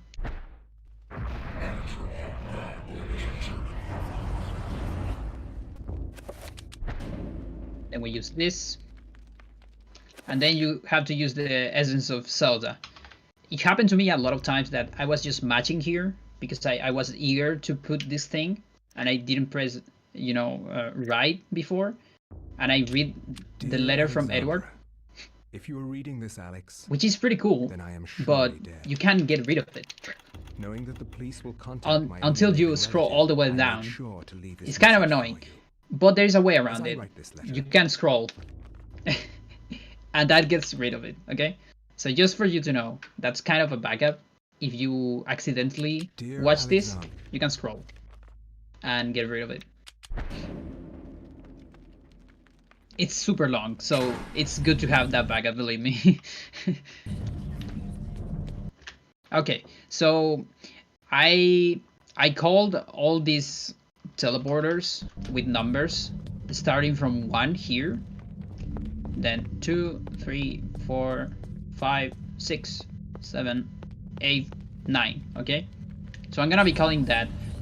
You can like watch the video over and over to kind of remember which one is which, but that's a good way for me to remember where I have to go first. So we start with 8th, and yeah, the order matters a lot. Super important.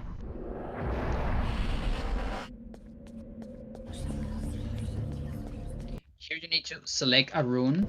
So you see, you press B first, then to scribe a rune you have to press A, okay?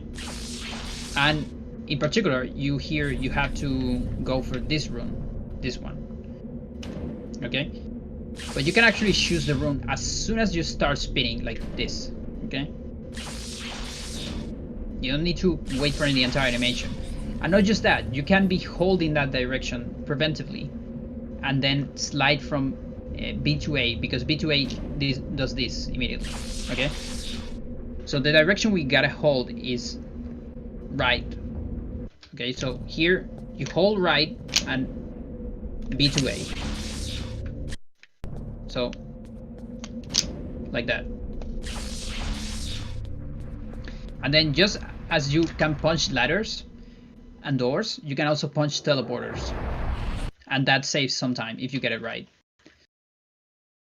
Here we're gonna do a double cast, another double cast. This one is a little bit more tricky, so we're gonna do a dispel first. So dispel, then pause, then cancel enchant, and as soon as you do this, you start running here until you are on this torch, okay? When you are on this torch, you want to cast a shield and stop, okay? Stop immediately. Don't do anything else. And then, if you did it correctly, you should be able to move here as soon as the other spell finishes. Okay? This one is kind of tricky, just for you to know. It can be kind of tricky. So basically, if you do this, if you move, so here I'm gonna cast the shield, so then I'm casting it. If I move before the other one finishes, I'm gonna cancel the first one, so then it cancels, okay? So you have to start moving when you see the other one finishing. So shield there. You see, when the pillars of light disappear, basically, because that means the other one is done. Then on this room, sneak until before the electricity, because we need some stamina.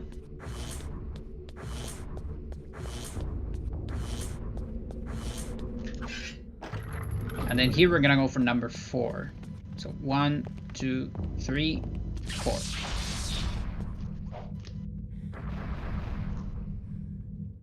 There's a trapper on this one. You can barely see it, but it's right there. You want to avoid it. And then this is a paragon. So there's basically 3 spires that you have to scribe runes and turn around. And then there's all the paragons. There's 7 paragons. The paragons you can just, without any direction, you can just press B to A very quickly, and you're gonna get the paragon.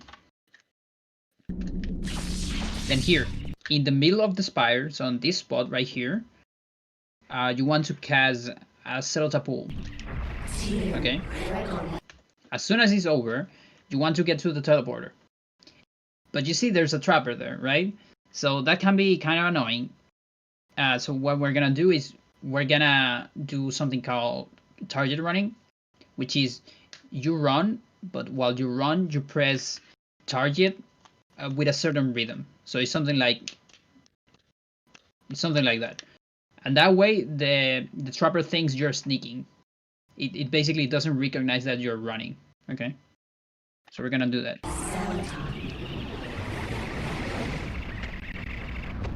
And that way the trapper won't explode. Okay. Then here, there's a tricky one. We need to summon 2 trappers. So the first trapper is gonna be at the beginning of this purple thing. So the first trapper is gonna be around this spot, okay? And the second trapper is gonna be around this spot, more or less, okay? But we're gonna do that fast. And that means we need to do the enchantment trick on the first trapper. Okay, so 1 trapper there, pause. I casted a trapper, then I pause. Then I do the enchantment thing, and then I'm gonna run down and cast another one. around there. Then here, as soon as you get control of the trappers, or really during this cutscene, hold down, okay? Hold down the entire time to activate the worm. Okay, that activates the worm.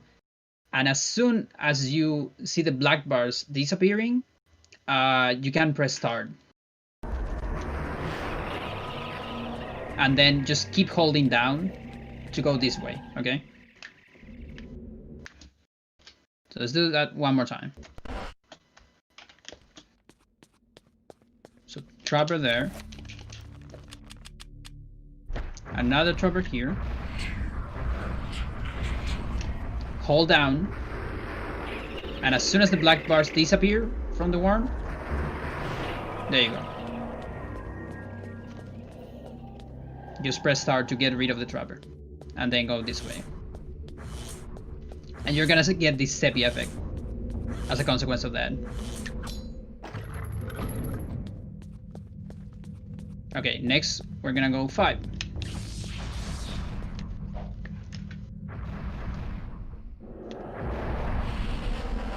And 5, similar to the first one, you want to circle this time to the left, okay? So to the left, you circle towards the left, and then press B to A.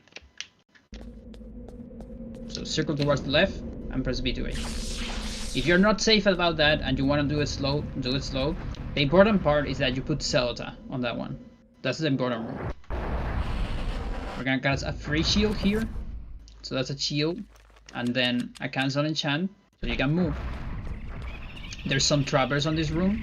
If you see one too close to you, you can do the target run thing. Sneak here until the beginning of the electricity.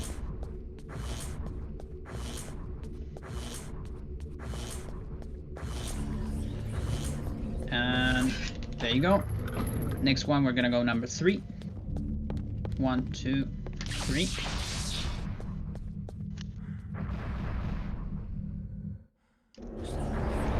This one is just a paragon. So just slide from B to A.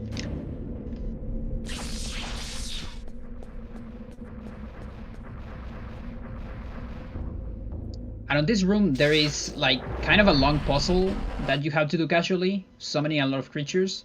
We don't really want to do that, so you can just watch a cutscene. And that's gonna get rid of the barrier, okay?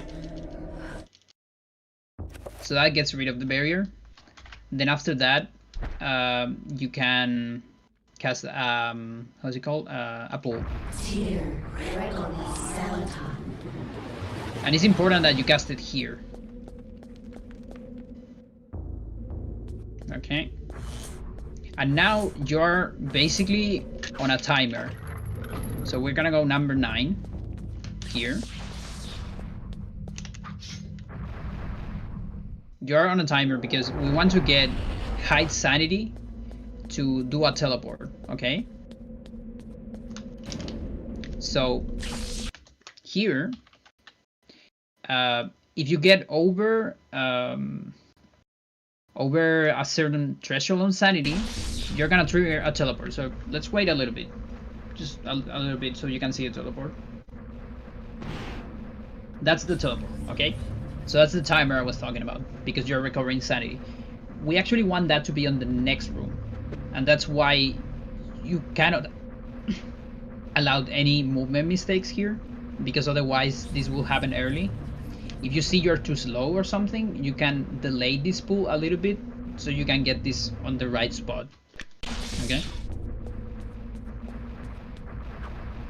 So now the teleport should happen on the next room. And we still need to wait a little bit, so while we're waiting, we can do a shield. So match shield basically here. Just match your shield right there, and then keep on. Just keep the sound of the shield. You want to move on this loading zone after the shield is complete. Okay. Just keep hearing the shield, so you are very sure that it finishes. Because if you move before it finishes, it's gonna be cancelled.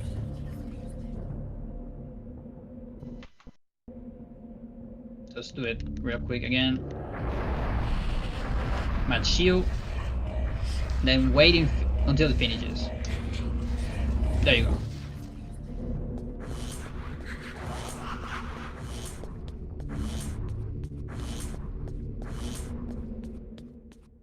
And then here, sneak again. So Alex doesn't get tired.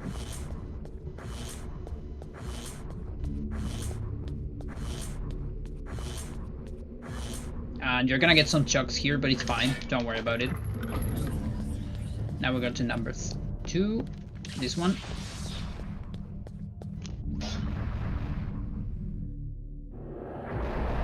And on number 2, what we're gonna do is first you're gonna cast a shield. Okay, so shield, pause, and do your usual thing with enchant, so you can move. And you can complete this thing during the thing. I actually won the second one, which is this. So let's see if I can do that again. So shield. When you press this one, you actually want to go slow. So you press B once, then circle once, and then circle again, and then press A.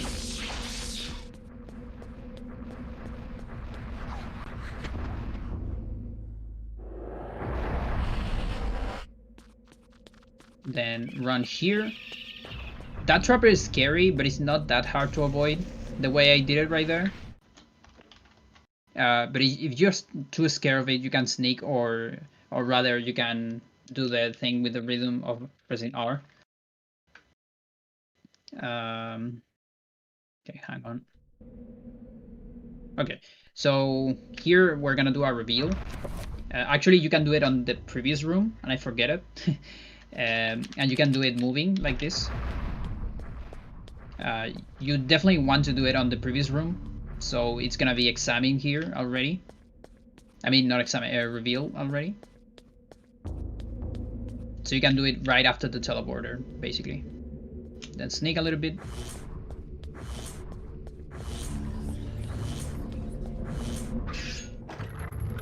And now we're gonna go to number 6. So that's 7 and this is 6.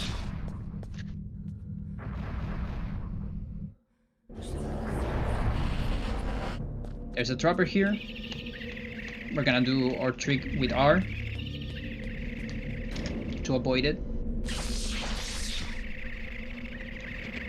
That way. There you go. And then here we can do the same thing. So if you don't feel safe about these trappers, you can assign a magical attack level 3 and just kill all of them. But I think it saves a bunch of time, and it's good to have the rhythm down. You just run with L the entire time and press R with a certain rhythm, and that will make the game think that you're not running. So like this. And once you pass a trapper, you can start running. And then when you're close to another one, you do the trick. And same here.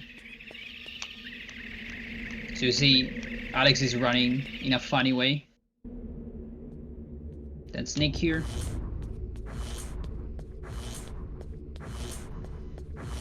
So 2 more to go. And then the last fight. Almost get there. So now we're gonna do number 1.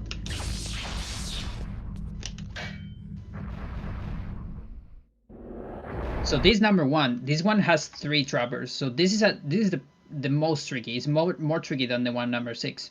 So again, if you don't feel confident, just cast a magical attack and that's it. Now, if you feel confident, you can try to go for this. So,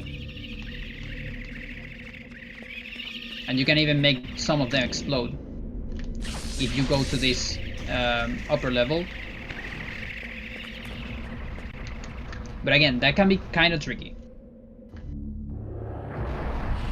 Then here, I'm gonna cast a shield and then pause. Okay, pause. And on this pause, we're gonna do some assignments. So the first assignment, it's gonna be here, spell number 2, Chaturga, up. then I'm going to assign enchant item Zelda on Y, and then I want to cast I want to cancel an enchantment, so I'm gonna do LR, so I can just match A to cast this enchantment, and here I'm gonna cancel it to move during the shield, and that's gonna be the last assignment of the run.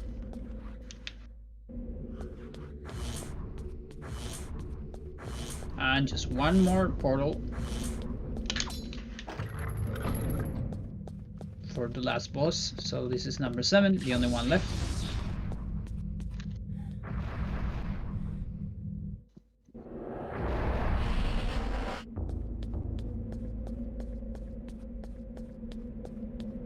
And this is just a bargain.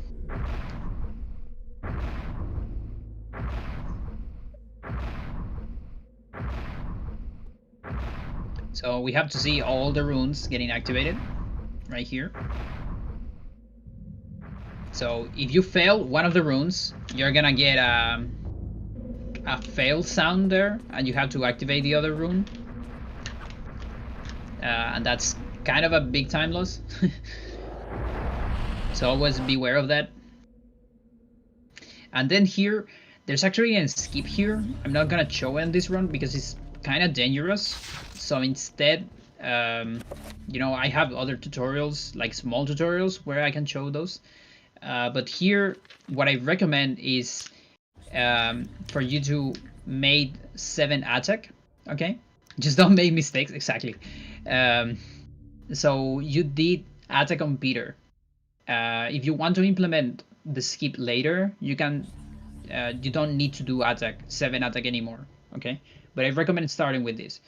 So we're gonna cast that 7 attack right here, just Chaturga, and then you can move with an failed enchantment. So go here and start moving. So there you go.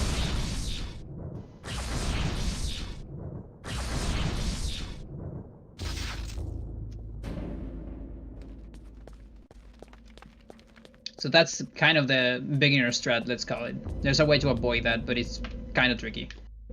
Then here, up the stairs, so around here, you cast a recovery. That's to get your stamina back. So you don't have to sneak on this part.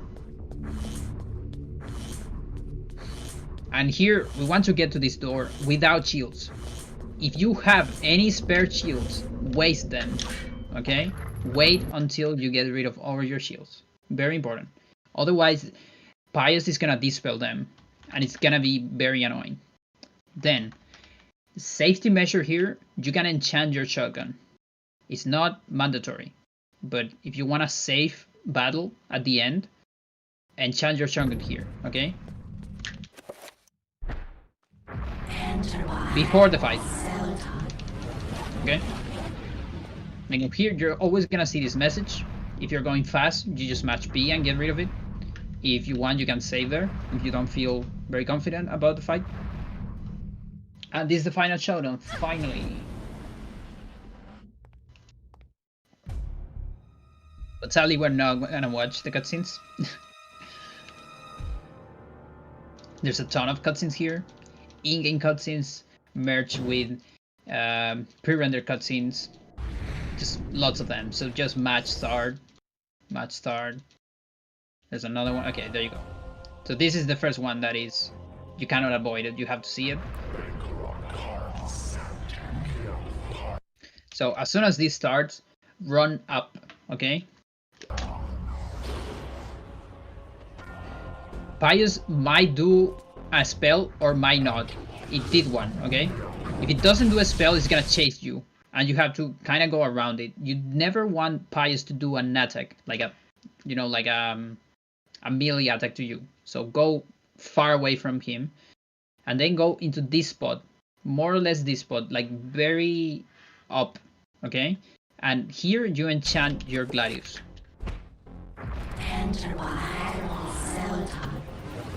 Okay, now you want to lure Pius into the spot you are. So do like a tiny turnaround to look at Pius and attack him before he attacks you. But be sure that Pius goes very far up here, okay? So if you attack first, that cancels the attack. Then beware of the other attack. And we need to start attacking the artifact. So attack Pius, then attack the artifact. And why I did all that, it's to manipulate the artifact. It doesn't make it, it's not consistent, but you have a higher chance of a fast artifact, okay?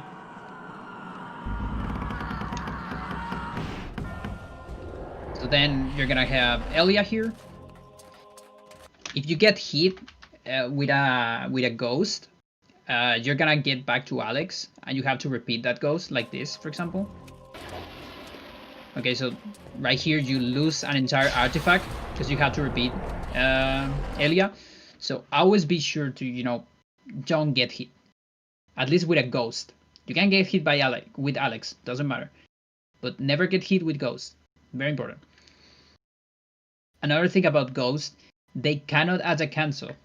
Okay, so every time you do a cancel, you commit to the entire animation. Your character won't move until the animation is finished. I don't know why is that, but it works like that. So beware of that if you're escaping Pius.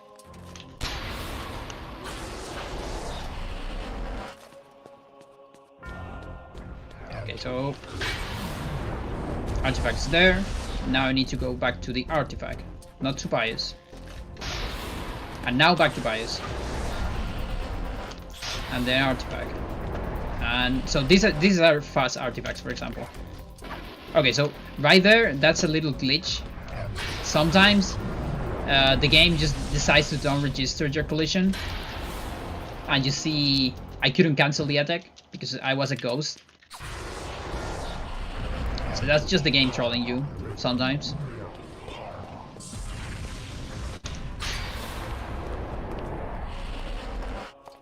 And yeah, you kind of have to pay attention. If you're with Max here, I usually lure Pius behind me because Max is so slow, so I don't get a hit. That usually wasted less time than getting a hit with Max. I'm low health, so I'm gonna cast a recovery. That's one of the reasons why I assign recoveries. This is Paul.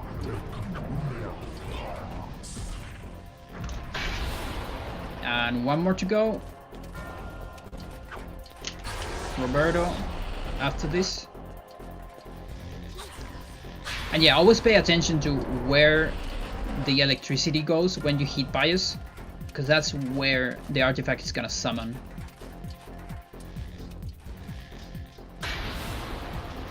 Right after you hit with Roberto, walk toward Pius, okay? Because we need to get close to him. Just close enough so we can get good damage with the shotgun, but never point blank. If you do point blank, a melee attack like this, he's gonna teleport. That was a good teleport, it was pretty close, but most of the time it's very far away. The shotgun does damage depending on how close you are. So point blank is the biggest damage, but he's gonna teleport. So you wanna get just a little bit close to him. So you can use the runes in the floor as a reference to be, you know, as close to him to give good damage, but not that close to keep point blank, which is like melee range. So we're gonna get close to him. So about there, it's a good distance, okay? So from there, you can shoot, and you're fine, okay? So I'm gonna shoot from there.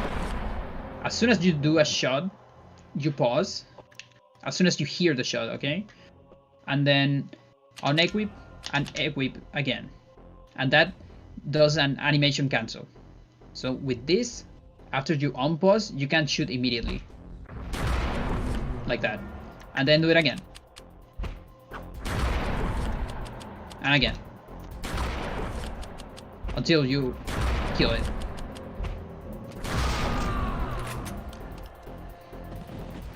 Okay, and that it's done in such a way the good thing about the animation cancel is that you will kill Pius before he finishes the 7th spell.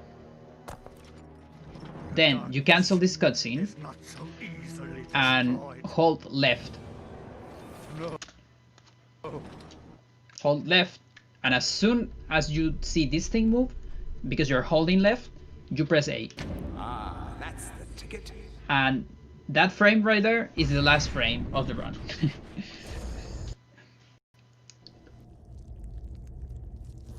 Oof, Awesome. that was kind of a long one. But yeah. GG's. Thank you. That was super informative.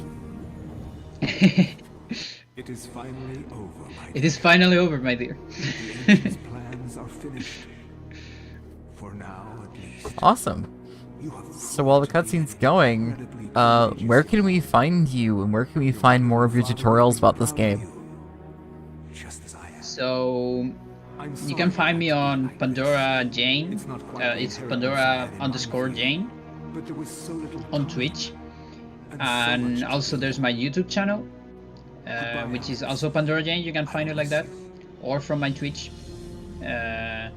And there's the Discord, channel that we have too. So if you go to speedrun.com, you can see the Discord link there.